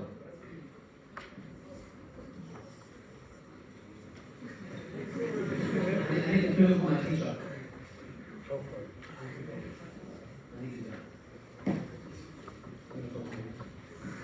Okay, they go. Islam is the only religion that believes that a Christian, a Jew, an atheist, a Hindu, you name it, yeah, has a potential of entering paradise, as long as they did not hear the message of Islam. So if the message of Islam came to them very categorically and clearly, and they know it is the truth, and they reject it based on that, they will be going hellfire. If they hear it and they say, you know what, hold on a second. The scholars divided into 4 groups. Number 1, a person who hasn't reached the age of puberty. They will be questioned and they will have a specific test on the Day of Judgment. Number 2, somebody who has insanity. Yes, they are not sane. So they will be tested on the Day of Judgment. Number 3, somebody who hasn't heard the message of Islam, they live in the Amazon, wherever it may be, they haven't heard the message of Islam. Number 4, the scholars differ on, which is, they heard the message of Islam but in a distorted way. Terrorism. It's a terrorist religion, they want to kill everybody, they want to kill the infidel, they want to kill the father, Okay, I'm scared of this religion. If you're genuine in that, on the day of judgment, you will stand in front of God and God will test you. And if you pass that test, you will go to paradise. That's in a nutshell the answer. Any questions from the audience? Let's go for one brother and then is that a sister? Yeah, let's go to a brother. Are you Muslim? Yeah. Okay, sorry. Okay, is there any non-Muslims? Private. Are you trying to interfere with the brother? No, there was somebody who looked Asian who wasn't a Muslim. Okay, let's go to this brother. And then you. And then we'll go to this brother. Yeah, you.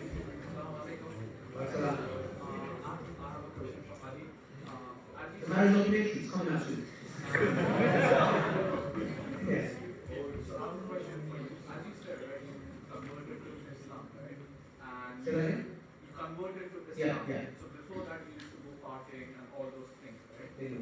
I'm from India. I'm in. Oh, inshallah. How long have you been here? 1 year. So in India, I used to be like do a lot of things. Like my father is looking over me. A lot of people are looking over me. So I didn't used to go in the wrong direction. But since I've been here, right, university has been overwhelming, and it's hard for me, like, to don't look at the other way. Yes. So can you give me some advice or some tips which can help me to stay on the path I'm? Okay, may Allah bless you, inshallah, and preserve you. It's very interesting because you know what happens, and this is a sad reality, when you don't educate your children to the beauty of Islam, who Allah subhanahu wa ta'ala is, they don't do what they're doing because they fear you. They have more fear of you than they have fear of Allah. And then what happens is that connection is not built. So the moment they leave your presence, trust me, I in Jahiliyyah, yeah, I used to know some people who went to uni, who were from strict families. Masalama. Lying about red movies with wings. Yeah? So the thing is, this is what happens. And what I was saying to you, Aki, that no, wherever you go, and sometimes you hear this phenomenon of certain, it's very interesting, I remember these stories. As a non-Muslim, there used to be certain Muslim girls I used to know. And they used to go to different, no, I went to a holiday once. And in this holiday, there was these girls that we met, and then they usually hijabis, but they took their hijab off. And when I came to Islam, I was thinking, right, it's as if like Allah doesn't exist in that country. Like in the UK, and this goes back to what? It goes back to parents. They're doing it for the wrong reasons. They're not wearing it for the right reasons. And the same with the brothers, same with you. So I would say, Aki, it is time for you to now build a relationship with Allah. Because the only thing that's going to stop you, and this is why I tell people, you can instill fear as much as possible. But at one moment in time, if they don't have that tawakkul in Allah and trust in Him and taqwa, when you die and you're not in a certain place, fun. So I would say personally, actually, number one, have good brothers around you. Have good brothers around you. The circle that you're around is good. Because if the circle you're around is bad, bro, like the Prophet said, if you're with someone who's a blacksmith, you're going to, even if they don't do nothing, you're going to leave smelling, look in a certain way. But if you chill with somebody who sells musk, even if you're chilling with him, he gave you no money, nothing, you're just chilling with him, you're going to leave smelling good. That's how he's a good friend and a bad friend. Yeah? And there is an ayah in the Quran where Allah subhanahu wa ta'ala says that He will open, there will be an individual who will enter paradise. And when he enters paradise, Allah subhanahu wa ta'ala will open the door and he will see the hellfire. And in the hellfire, he will see his friends. And you know what he'll say? He'll say, if only I didn't stop chilling with you, I was going to be there with you. If only I didn't make that swift decision and say, you know what? I'm going to cut my relationship with you because you're not good for me. I was going to be there with you. So I would say, know your rules, busy yourself with stuff pertaining to Islam, yeah? Get involved with sports, whatever it may be, okay? Which is important. Good friends. And number one, ask your Lord that, and I'm not saying that you haven't, but now you need it more. Ask Allah. Wallahi, you know, sometimes we don't, and it amazes me sometimes. The Prophet said the most powerful thing to a believer is supplication, is prayer. Wallahi, let me tell you something. Wallahi, Allah is my witness. If you stop committing major sins, if you pray your salah, do not miss your salah for a second, yeah? And you fix your affairs with Allah, I swear to God, your du'as, wallahi, you feel like Superman. You will feel like Superman, bro, I make this dua, it comes true. That is only the thing when you fix your affairs with Allah, and then Allah will fix your affairs with the people. Once you make sure that you give Allah's right, you make him number one. If there's an opportunity that you're going to make more money than he goes riba, you say, hell no, no way. When somebody comes and tries to pull you to haram, boy or a girl, no. Allah honors you. Wallahi, Allah will honor you, and let me tell you, you ask for a dua, Allah protect me, it will work in mysterious ways.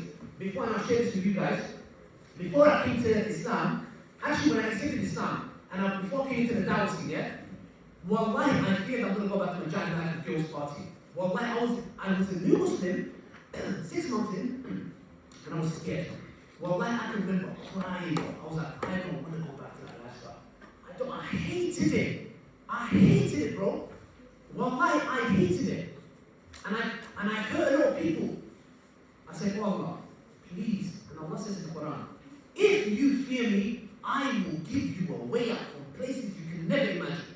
Never imagine, bro. It will come from somewhere. Wallahi adi. It's as if somebody put me to sleep. And I woke up, I can remember mid-2014. And I totally forgot. It's as if that fitna in my head was taken away from me. And I thought to myself, like, bro, to me, it feels as if somebody put me to sleep. You know when you're in a coma, and you wake up 2 years later. Wallahi felt like that to me. If you fear Allah, bro, Allah will give you a way out. From a place you can imagine. So make sure you ask Allah, put the effort in, and inshallah you will. Takbir! Allah! You need to cast that by the time. There's some attention there. Don't bust in our face now. Yeah, we're going to go to the sister and then talk. Sister. If Allah reveals himself to us in a very clear revelation through the Quran and through the Prophet, why are there different schools of thought if the revelation was supposed to be clear? And if we knew that schools of thought came about, why did he not reveal himself to us in a more clear way that would avoid different schools of thought and different opinions on different matters? I didn't understand the last one, but what I know is that why is the difference of opinion? Why did Allah make the message so clear that there's no difference of opinion? Is that the message? Yeah, but why did he allow there to be different schools of thought? So say that again, sister? Why did he allow there to be different schools of thought? Okay, why did he allow there to be different schools of thought? So, Ahl Sunnah wal Jama'ah acknowledges and accepts that all 4 schools of thought are valid. And they have preserved different aspects of the Prophet ﷺ's life. So the analogy that's given are like 4 streams that go to the same ocean. So they're not contradictory. So depending on the area, depending on the ease of the people, and this is a form of test as well. Yeah. So it's not necessarily a weakness or a contradiction, rather it's actually a mercy that Allah has preserved the whole life of the Prophet ﷺ in such a way that Allah understands and appreciates the diversity of humanity. Had there only been one clear and one rigid way of doing it, I think that would have been an issue. But the fact that there is such flexibility, and that flexibility is all valid within the Sunnah and the Quran, that is the relevance, and that is the mercy that Allah has shown us. Exactly. Like for example, sister, when it comes to like wiping the hijab or the hijab, yeah. For example, let me say something. When I first came to Islam, waking up for Fajr was like, I said, bro, if there's anything I'm not doing in this religion is waking up for Fajr. Like, yeah, bro, it's not happening, yeah. And wallahi, again, it comes back to what? The akal. I was thinking logically, can I? I can't. What? When you put your trust in Allah, Allah will make you. The second year of Ramadan, I made what? Let me tell you something, yeah? I used to sleep with my socks on. Yeah, bro. I said, you know why? Because I thought, bro, washing my feet is long. That's a long thing, yeah? Man's on a straight long thing, yeah? So, I said, when I wake up, I just wipe all my socks. It's a difference of opinion. It made me wake up for Fajr. Because I don't need to wash my feet. Yeah, if I've done wudu before, put my socks on, go to bed, wake up for Fajr, I don't need to wash my feet. My hands are wet, just wipe off my socks. And I've got my wudu. So that difference of opinion was a lesson for me. And the same with you when you're hijab, you wipe off your hijab. So it's a blessing. It's made our lives easier. So that's why it's there, if you're talking about that. And another thing just to add on is that 85% of the religion, there's no difference of opinion. Yeah. If you look at every sect, they all believe that we have to pray. And when we pray, we have to stand, we have to bow, we have to prostrate, we have to sit. So the major positions in Salah, there's no difference of opinion. They all accept that we need to give charity, not be disrespectful to our parents, not engage in riba. So most of the religion, there's no difference of opinion. 15% of the religion, unfortunately and sadly, people have become like flies. That anytime there's something that's dirty, they go and they seek that out. So some people, just because it's in their nature or whatnot, they will exploit and engage in those matters that there's difference of opinion. But if you look at the things that actually are going wrong in our society, is people not praying, people not giving charity, people not committing, doing hajj and umrah and stuff like that, there's no difference of opinion with regards to major aqidah-based issues. Like no one says, oh, there's two Prophet Muhammads or there's two gods. So in most things, subhanAllah, Islam, I would say, is the most pure in its fundamental form. Okay, we're going to push it a bit to maybe around 8:15, just to get some last few questions in, inshallah. You said 9, Baba. We'll have to see what the only thing. You guys, who wants to be honest, you want to continue till 8:30? If anyone needs to go because of the last bus or train, you can, but we're here to, it's up to you guys. I'm here until 10, Baba. I'm here, Baba. Hold it off. Just give me a second, guys. Quiet down for a minute. Guys, so respect the time and trains and everything, inshallah. And I know the room's getting hot as well, so it's getting loud and short minutes. But it's getting hot. For the assistant brothers, just give us a minute. Brothers, take a seat just for a minute. Just for a minute, take a seat. Thank you. Right, so for the sisters that do need to leave, inshallah, we actually have Barani for the sisters only first at the back, and you can get your Barani in. I can see a lot of yeses. And the ISOC thing is Barani, so that's for the sisters. So inshallah, brothers. So if sisters need to leave, there's a Barani later at the back, so you guys can take your Barani and also leave. For the brothers now, inshallah, whoever does want to stay as well, we'll have our Q&A until 9 o'clock, and then after, inshallah, your Barani will be in the prayer room where the brothers will have their night and chill, inshallah, with the brothers. So for the questions that keep going on, I'll let you guys run. But we'll give it 5-10 minutes for the people that need to leave. Anytime you 5-10 minutes, everyone's going to start dancing, yeah? Anyone that needs to go, you can slowly, you can go, inshallah. Anyone that can stay, inshallah, please stay, we're here till 9. So as we do the Q&A, you can slowly, you know.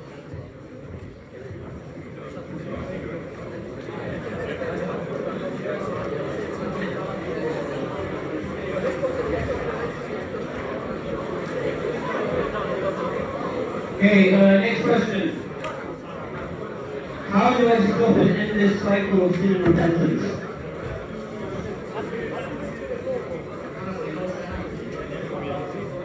Whoever's leaving, can you, if it's possible, please, you can leave quietly so we can do justice to the question, please, inshallah, yeah? Guys, can just leave quiet, please, thank you. So the question was, how do I leave? Okay, the question is, how do I leave an endless cycle of sinning and repenting?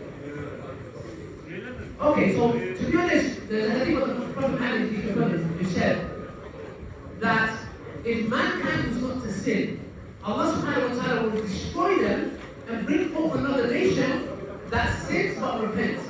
So the point is what? Allah subhanahu wa ta'ala is not saying by this that He wants you to sin. He wants you to acknowledge that you are not sinless. Because if you were sinless, why would you find the need to repent? Why would you find the need to turn to Allah? The key is what? No matter what sin you fall into, you acknowledge that you have a Lord that's most forgiving, most merciful, and then you never ever think that your sin is greater than His mercy. That's the point. So, even if you sin 1,000,000 times, you go and repent 1,000,000 times. The shaitan will come and say, oh, look at you. You're going to go back to it. Irrelevant. Do you hate the sin? Yes. Did you make intention not to go back to it? Yes. That is one of the conditions of repenting. So the point is what? You strive eventually. Do you not think, like, we sin to this day? We do. But eventually we ask Allah subhanahu wa ta'ala to accept our repentance and continuously ask. Continuously ask. We're human beings. The point is that you never ever lose mercy from Allah subhanahu wa ta'ala, and you never for a moment think, my sin is greater than Allah's mercy. Never. That's what we do. Anybody that wants to ask out loud? Let's go to the sister, yes.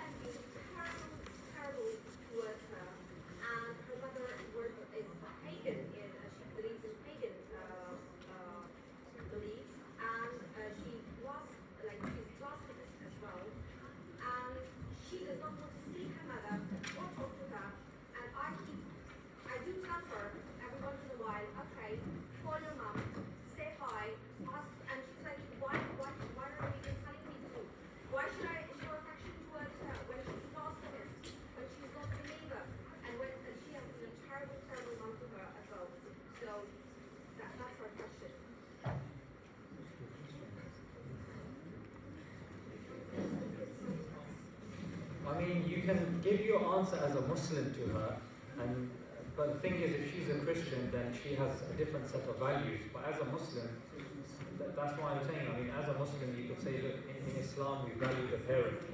And we're told, even if your parent is not Muslim, I actually know certain people from Sikh backgrounds, and when they see their parents, they get physically hit. The parents won't speak to them. But the thing is, in Islam, we never give up, because guidance is in the hands of God. Like, ultimately, it's based on tawakkul. And if you believe that guidance will come from God, just because a person is behaving like X, or they're not doing or behaving the way you are, that doesn't now mean that you give up. Because what you're doing is you're relying on that action, or you're relying on your words. But as a Muslim, we believe it's not the words. We believe that it's Allah. So you may say something, you may not think that it's landed, but what you do is you may go, and Allah may make those words bloom, and the seeds grow. So our thing as Muslims is we believe in tawakkul. Yeah, we go because we've been told by Allah to respect our parents. So anything that we do is predicated on what Allah has told us. Respect your parents, whether they are believer, whether they are disbeliever. You keep working on them. Like the Prophet would keep working with the uncles that would physically abuse him. Abu Jahl, Abu Lahab. He didn't stop until revelation came down. Tabbat yada Abi Lahab wa tab. Yeah? Until it came that, that's it. He's not going to accept. But when it came to Abu Talib, Prophet ﷺ carried on, and he was not bound, or he was not meant to accept Islam, but the Prophet carried on till his dying breath. Why? Because we don't know. Do your best, Allah will do the rest. So that's what it is. It comes down to tawakkul, which is a very important part of our aqeedah as a Muslim. Also, one thing to add, like my dad and myself, like, it's been 10 years. 10 years. And my dad disowned me 5 times. He's like, he insults Allah and His Messenger. When he comes to my house, and I don't know what to do. Like, I spoke to scholars, what do I do? And I have to be patient. There's nothing I can do. Like Allah says in the Quran that, you be good to your parents, even if they're disbelievers, idol worshippers. Why if they tell you to worship other than Allah? No. But I believe the best form of dawah that you can give your family, and by the way, is this sister getting attacked because she wants to be a Muslim? Okay, so the best form of dawah you can give your family is your actions. Your actions speak louder than words. Like Habib said, the non-Muslims, they don't look at your words. They don't like, look, you might just be very nice, but they look at your actions. They understand. He said, you don't read the Quran and they read you. So the thing is, your actions play a massive role. There's times like my dad said very hurtful things to me, And after me, like sometimes I would just go and kiss him on the forehead. And he just bump up. He's thinking about cussing this guy. Imagine you cuss somebody, and you're cussing him, and then he comes and kisses you on the forehead. And then he starts tapping the head, bro. Man just cuss him out. You get what I'm trying to say? So sometimes you have to be clever as a believer, So I would say your actions speak louder than words. Be good to them, serve them, be obedient to them. Eventually they're going to be thinking, unless they're very evil, they're going to at one point melt. And Allah works in mysterious ways. So all I would say is, like he said, and number 2, actions, patience. You can't be like, oh, she's a kuffar. It's not from Islam. She's an infidel. She's a kuffar. She's a non-Muslim. So please shut up. You have to be obedient to them as long as they don't tell you to do something against your religion. If they shout, swear, whatever it may be, shh, be quiet. Be quiet. Be quiet. That's it. Help them in the shopping. If they're carrying shopping, help them in the shopping. They tell you, go get milk, go and get milk. Instantly. Go do this, do it. Hoover. Whatever it is, do it. They're going to start thinking, wow, this religion that I despise so much, I hate it. That's what my mom would say. People come and say, oh, you're son of ISIS. You see ISIS, the videos about ISIS, yeah? Actually, I refuse that. Yeah? And then my mom would come and say, you know what, the son that I had before and the son I have now, get lost, yeah? He serves me, he's good to me, I try my best to be. And that is what we speak. Let's go to one brother and then mentor.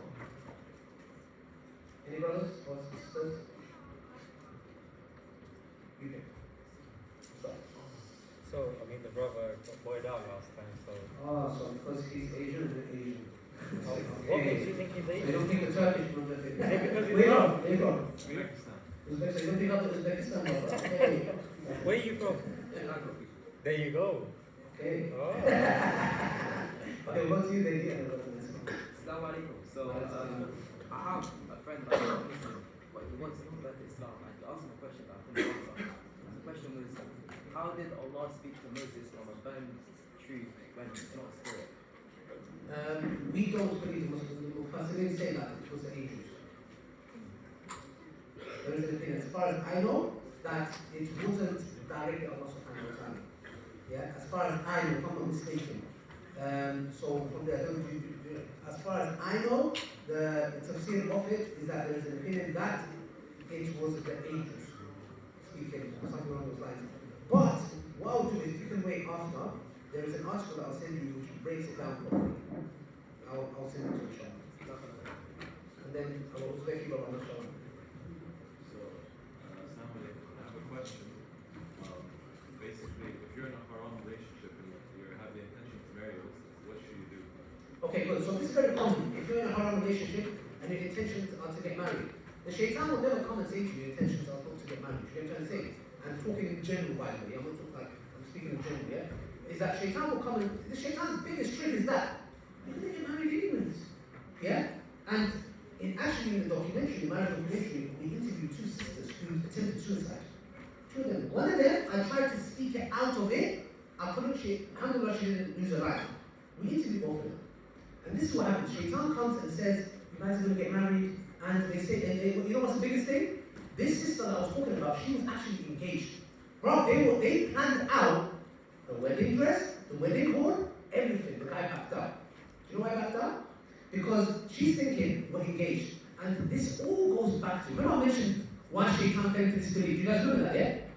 Most things boil down to that. You know why? Because in your head you're thinking what? We're engaged. The families have met. What my wedding dress? Wedding horn booked. What could go wrong? The aql, we take you up, our logic over what Allah said, right? And we suffer. Because you know why? You was engaged. You was engaged in haram. Engaged in haram. Look at bars. Look at bars, you know. Look at bars. If anybody wants to, rap music, haram, and shishimani, call me please. Oh, bars. Anyways. So the point is what? You're engaged in haram. And then what happens is, she falls into zina. And this is a man's logic, yeah? You're not pure anymore. I'm not going to marry you. Oh, I want. Speak. And she tried to take her life. Speak. Imagine, man, you're want to marry this guy, and you're dreams and this, that, when you go home, family, bed, everything. Last minute, he drops. And it is maybe a punishment for Allah subhanahu wa ta'ala to both.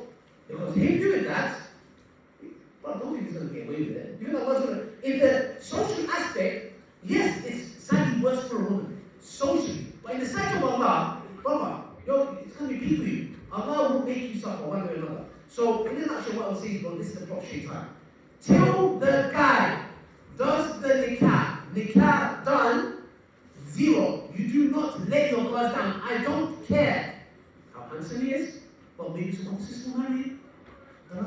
Vice versa.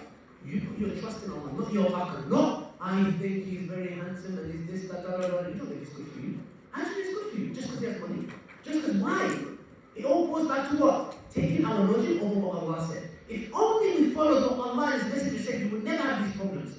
Until my man marries you, no. Bounce, bro. Bounce. Yeah, you say that. Sisters, what are you going to say to the brothers if you try it? Bounce. No, you got to do that shit. Bounce. One more time. That's a dead bounce. You don't bounce nowhere. Sister, let's get her. Bounce.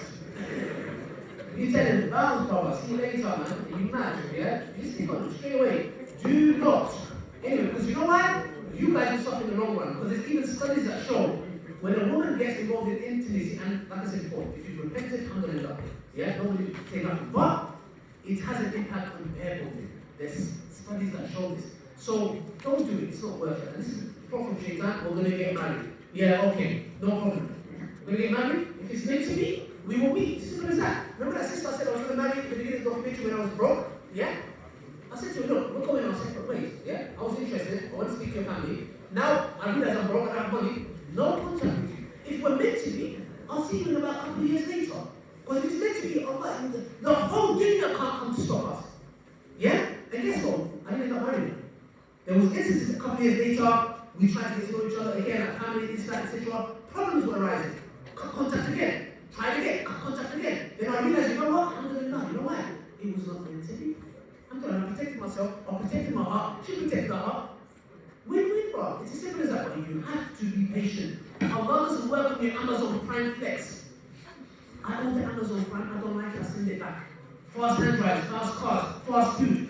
And we incorporate this into our marriage and into our friendship. Oh, that sister hurt me. I'm not going to talk to her anymore. But what about all that friendship that we had? So we take this Amazon Prime attitude and we incorporate it to our marriages and the people that we choose for marriage. It doesn't work like that. Allah works in His time. And if it means that you are not getting married now, look, me, it took years. Bro, years, we're living in a peak time, you know. And as a public figure, it's a bit more peak. You get sisters, you know, DMing, left, right, center, trying to slide into man's DMs. Yeah? So it's peak, but I said, oh, Allah protect me. I always make dua. Oh, Allah protect me from the fitna of women. Not that they're evil, I'm just saying, look, that's my weakness, brother. They are protecting you, brother. Stay away. Stay away, Allah subhanahu wa ta'ala protect you. If you put Him first and you honor Him, Allah will protect you.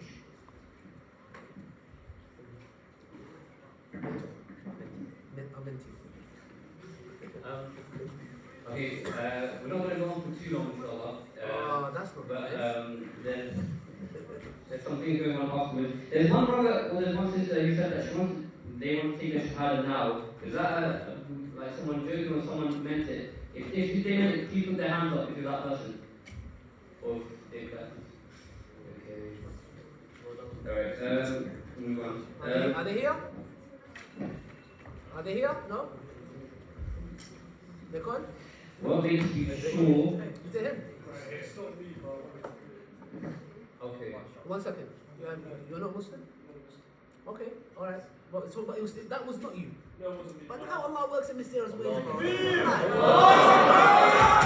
imagine somebody else messages and he goes, that's not me, but I'm going to do it. Bro, Allah works in mysterious ways. Yeah. If you want, bro, come. You want to do now? Should we do it again? Yeah? Huh?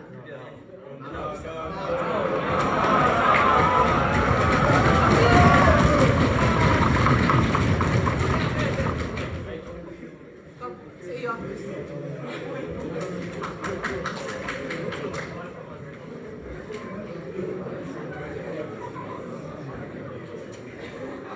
Bro, do you want me to come to you? I come.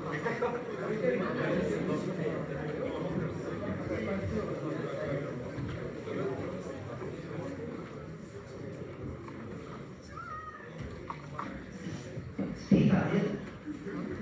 Speak out. Yeah, after my body. Tell us about yourself, bro. How are you? I'm 18. I was a pastor. I was a Hindu. My name is Dimas Kanal. I was going to the street in Wolverhampton, but my friend invited me to come for this talk because I've been interested for quite some time. But it's more like I haven't reverted yet because I just feel like I've betrayed my family type stuff. But recently I've been deep in it and it's like it's more of me. Like I believe in Allah, so I should do what's good for me. You know what I mean? Also respect my mum and dad. But yeah, but I think they're going to be understanding. They'll take a bit from my dad, but my mum's understood already. So Okay, if you want to, this is filmed, we cannot film it. So, do you want to film it or film it? Up to you. If you're going to cause problems at home, bro, don't film it. Okay, I'm going to film it, but if you call me and say, yeah, my dad kicked me at the house. Can you blame me, please, brother? I go, no. Okay, so what made you come to this now? Like, why did you, tell us a bit about your journey. it's like before I didn't know about Islam until I joined secondary school with my friends, and then I had like a group of friends where it's like all Muslims. So like whenever we play games or whatever, they go pray and whatever. And I'm there saying to myself, I'm like, what am I going to do? So like these are praying to like God, of course, and I'm just here playing games like no purpose. You know what I mean? So I started looking at myself. I see what do I have as well. And of course I had a very good friend. His name's Ali. He told me as well. A lot of knowledge come from him, and of course all my friends. And I just understood it. It's like, it made sense to me. That's why I wanted to know about it. You know what, bro? You know, they invited us to be a speaker about why it's started. Man just did the whole joke, bro. Yeah, there you go, bro. Okay, you can repeat after me. I wanted to give honor to him, but he refused. I didn't refuse. And he, yeah, okay. I gave the honor to The honorable one, honorable. which is the wrong there. Okay, so just repeat after me, inshallah. Yeah? Ashhadu أشهد an la أن لا ilaha إله illallah إلا الله wa ashhadu وأشهد anna أن Muhammadan محمدا Rasulullah. رسول الله. I bear witness I bear witness there is nothing worthy there is nothing worthy of worship of worship except Allah, except Allah and the Prophet Muhammad, and the Prophet Muhammad, peace be upon him, peace be upon him, is his final messenger. is his final messenger. Takbir!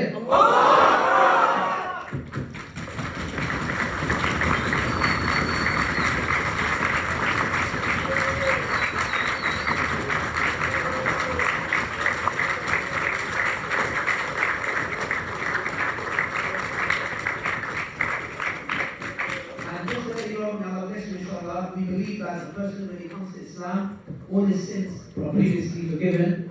But anybody or body too, don't try it. Please, make sure you pay that. And, subhanAllah, you see guys, we finish at 8 p.m.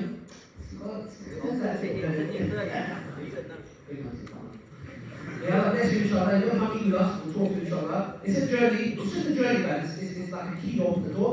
Your journey begins, inshallah. You're really getting this time, see you guys in the journey.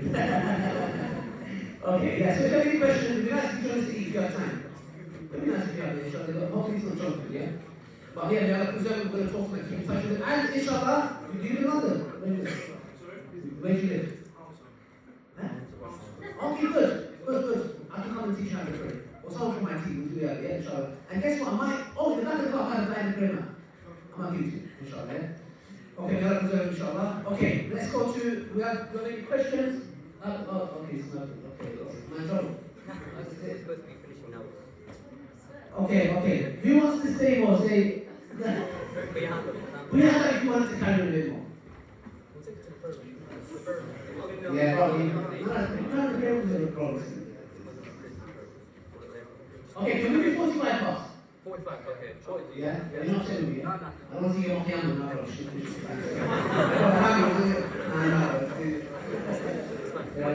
Okay, we'll take over quickly, yeah? Any questions out loud? Yes, sister. I'm so sorry, but first of all, I did not prefer to be recorded.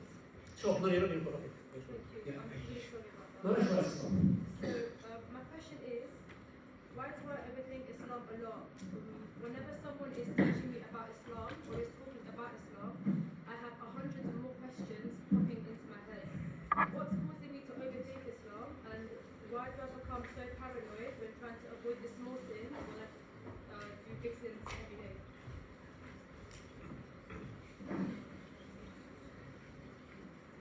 It's because you're a human being living here in the West.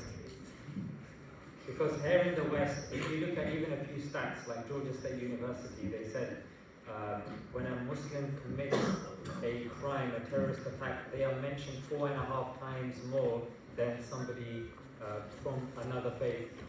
When it comes to how Muslims/Arabs are depicted in the media, Jack Shaheen looked at 100 years worth of movies depicting Arabs, and only 16 were pro-Arab.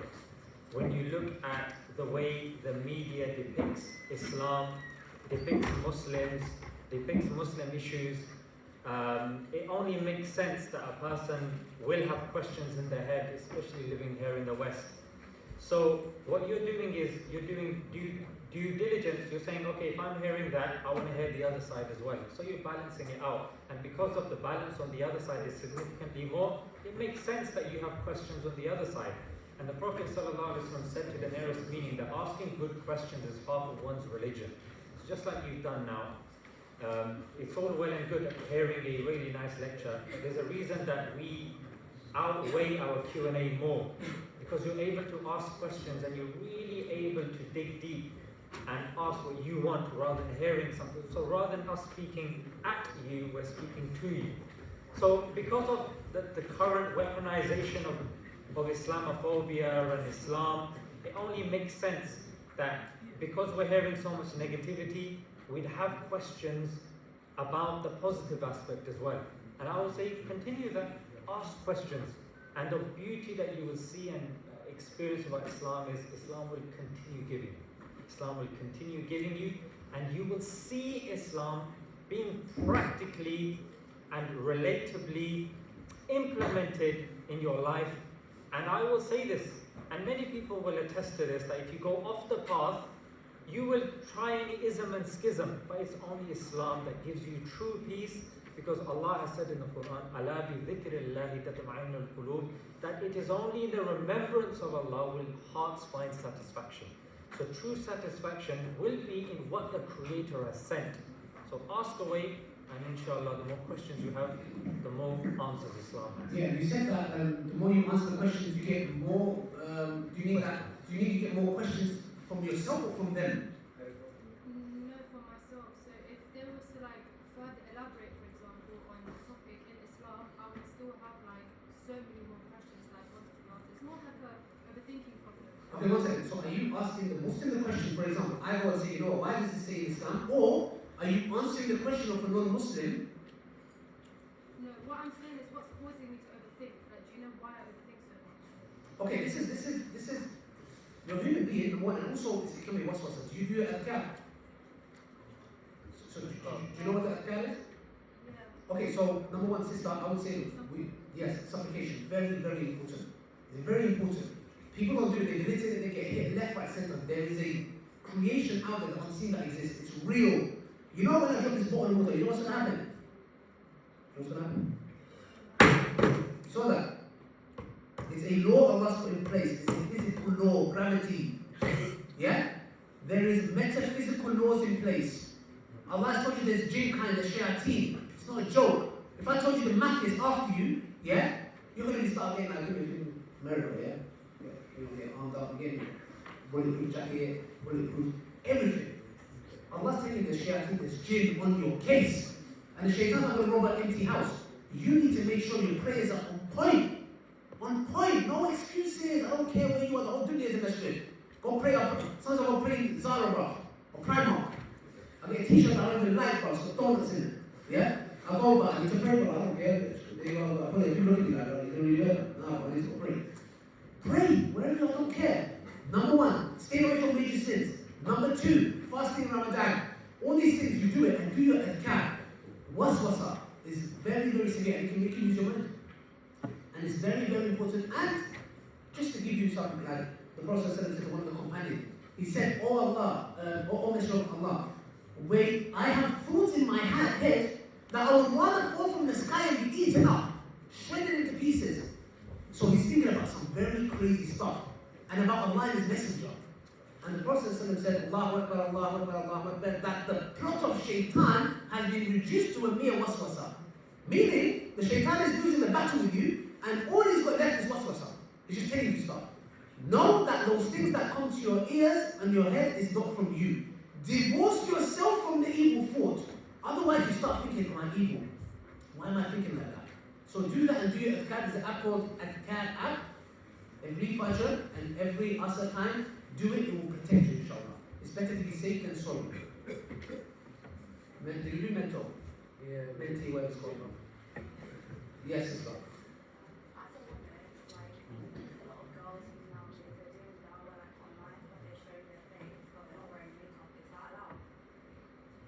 I can't really answer that, but what I do know is that, can someone say a woman cannot give dawah? No. Yeah, online, yeah. So, it's not my place to answer the shit, sister. It's not my place to answer it because at the end of the day, I can't say it's halal or haram. It's ask someone of knowledge. But, yeah, ask someone of knowledge. Yeah. I wouldn't say it's halal or haram. I can't answer it. No. Problems? Yes. Okay. So my question is, basically, my sort of journey was, when growing up, I didn't know why I was praying. Then when I turned 18, 19, I looked into it, I did my own research. And then I found out why I was praying, really got into it.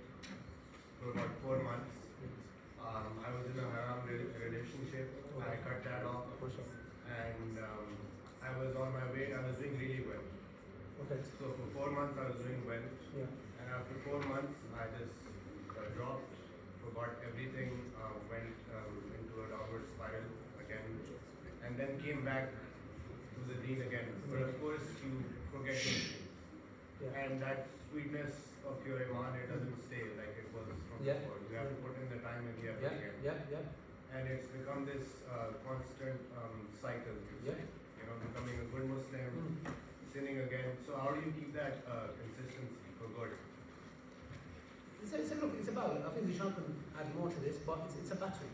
What you're just telling me is that, Brother Ali, I'm in a battle. And I go, guess what, brother? I'm in a battle too. I'm in a battle. I'm not going to come and say I'm a good Muslim. I'm a Muslim, bro. I hope I'm good. But I'm in a battle. I'm in a constant battle from the moment I wake up to the day I sleep. I'm in a constant battle. There is no difference between me and you, bro. We're in a battle. Yeah? So the point is, though, there's certain things in the battle that you must do. Must do. So that is salah. Yeah? Staying away from major sins. Okay, those things you need to do. So, and ask Allah to give you the sweetness of Iman back.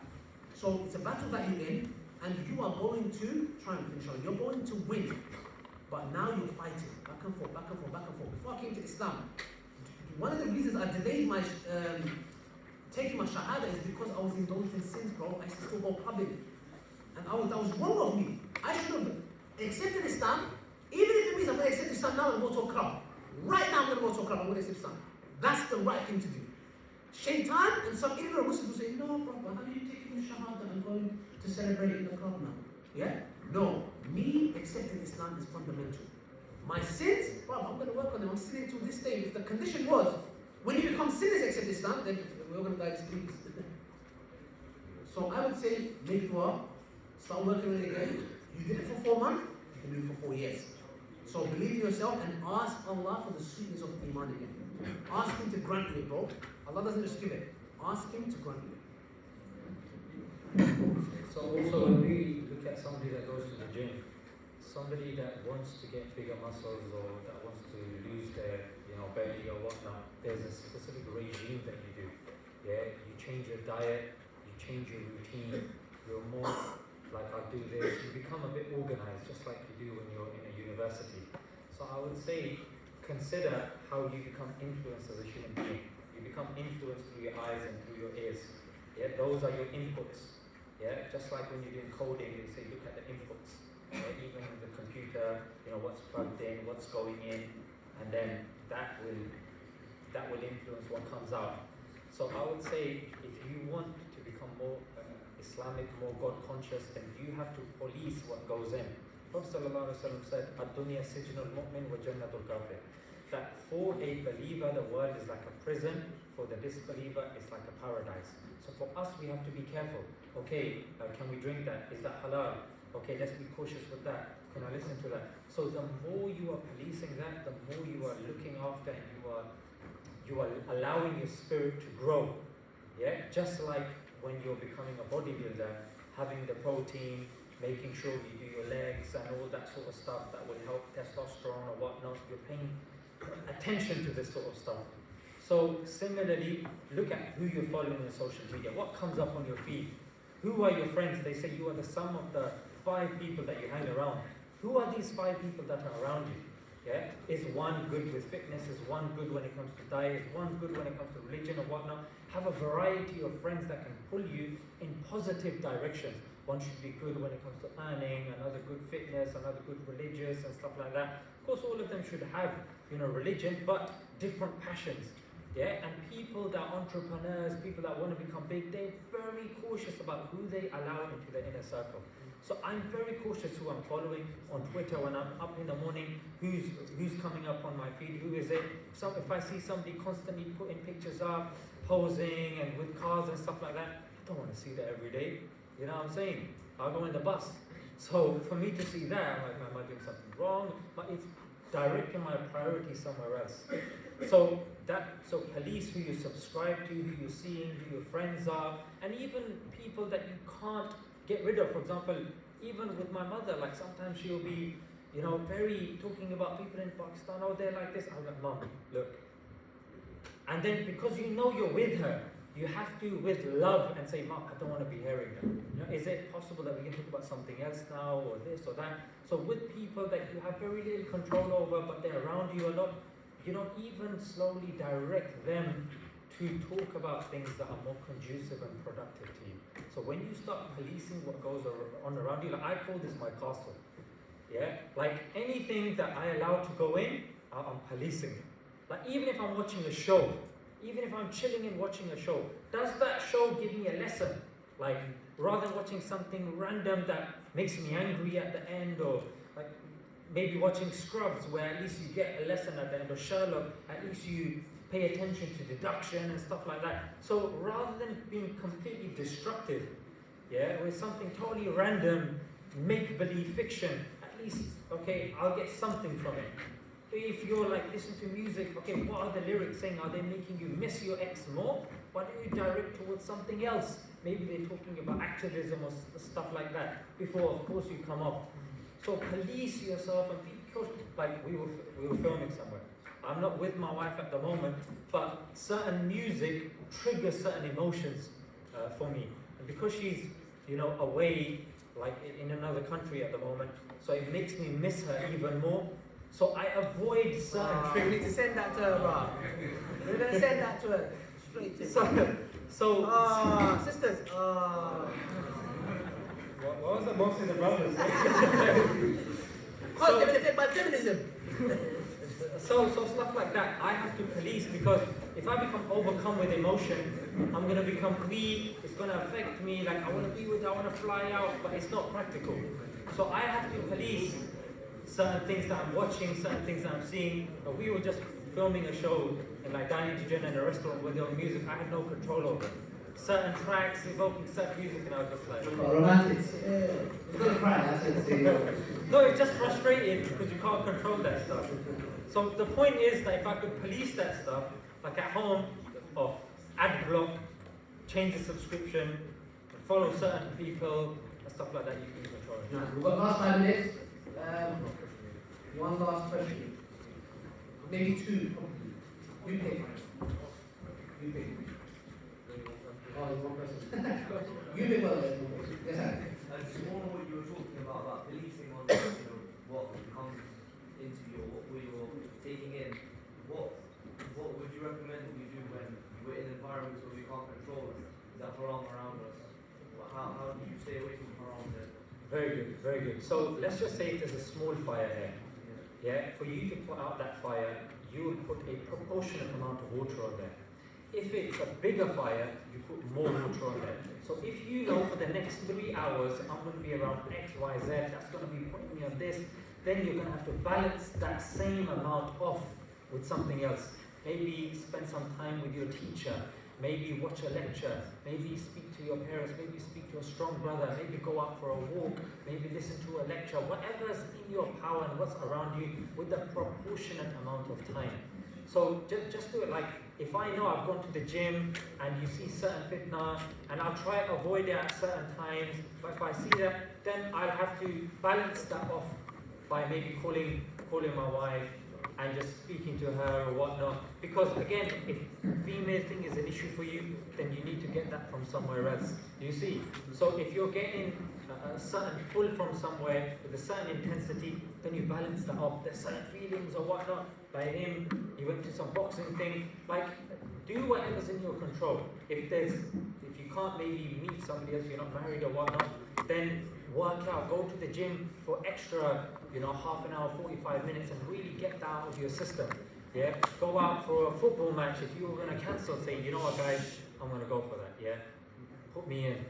Yeah, and even if you cancel or whatnot, what you're doing is you're keeping yourself busy. You're putting yourself around strong brothers and strong things to combat that. However heavy, like for example, if I'm using 5 kilo over here, actually no, 10 kilos. Using 10 kilos over here.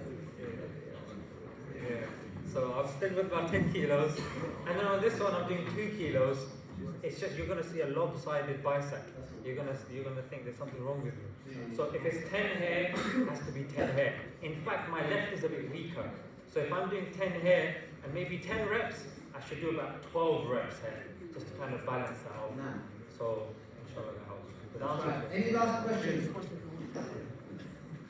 Also, there's someone that asked a question as well just before about like trying to avoid fitna at uni and then at the same time not being isolated. I just want to remind everyone that we do have, alhamdulillah, a very vibrant ISOC here. And we've got the prayer room as well. And the prayer room is not dead, it's calm, chill with the brothers in it. If you put yourself, if you always go to the second floor library, you kind of put yourself in a position where it's not really productive. So this always try to be on the brothers and always try to be on the sisters, inshallah. Why is it in the library? If you become a patrol the library, you know how long police take if you want, you know. I'll come here. You see me popping up behind those books on history, right? Yeah. Any last question? And also, by the way, regarding the uni thing, on the next Big to Truth show, on the podcast, we have a group of young students at uni, sisters and brothers coming to discuss the issue of fitness in the uni. We're going to discuss that, keep an eye on that. Any last questions? You saw that picture, someone took pictures. Someone took a picture again. Any last questions? This side. Yeah, we pick this side, bro. Yeah. Which one? Yes. My question is, so certain cultures have certain practices and festivals which are obviously shit. And so the people that are doing them are Muslims as well. What would you do, how would you give dawah to people who are Muslim, but they might not know specifically what they're doing is bad? What do you mean by cultures? As in, I don't know, for me specifically, I have in my culture like specific culture like fire worship and stuff. A coach that is a firework. Culture. A culture? Yeah. Oh, sorry, I think meant coach. No. Coach Carter. It's certain like fire worship. Yeah. Culture. C-U-L-T-U. Culture. Okay, culture, okay. Yeah. No, sorry, I'm trying to say. Well, how do I explain to them, like... Where are you from? Are you Kurdish? Yes. You're from Iraq? Yeah, same problem, brother. Fire worship, yeah, I would send them from fire worshippers. So, yeah, man, you know what it is, bro? It's just dawah. She's giving the dawah that, you know, at the end of the day, you know, this is fire. You don't worship it, you know, worship the one that created it. But, you know, at the end of the day, bro, it's not necessarily about the arguments, bro. Sometimes you speak to someone, just 2 words, and they're like, you know what, this actually, I don't know why I was doing this. So, sometimes it takes a lot of dua. I think it's very important because with our culture that you're talking about, it's hard, and especially when it comes to parents, they don't want to listen to you. So I would personally say, give them dawah. You're trying to convey the message, bro. We are not in charge of shahadas. People think like, yeah, you see that prophet gets special shahada. No. Allah subhanahu wa ta'ala's will there, and he was a means for them to accept. It's not that she chose from Allah subhanahu wa ta'ala. But shahada is the guidance from Allah subhanahu wa ta'ala. So I would say personally, keep your basic dawah whatever you know. And if that doesn't work, don't think to yourself, I need to do something crazy, like, oh, let me watch the continuous album. Not necessarily. Make dua, ask Allah for help. This is what we don't do enough. This issue, but we don't do that enough. We think everything's in our hand. I need to use a profound argument. Not necessarily. You can, but if Allah subhanahu wa ta'ala doesn't guide them, what, there's scientists who see the creation of the heavens and the earth, and they see this on a macro to the micro level, and they go, oh, there's no God. Bro, it's not the eyes that are blind, it's the hearts that are blind, bro. And if the hearts are blind, bro, nobody's done. Like Allah said, some people's hearts are like rocks. So, dua, and do it your way.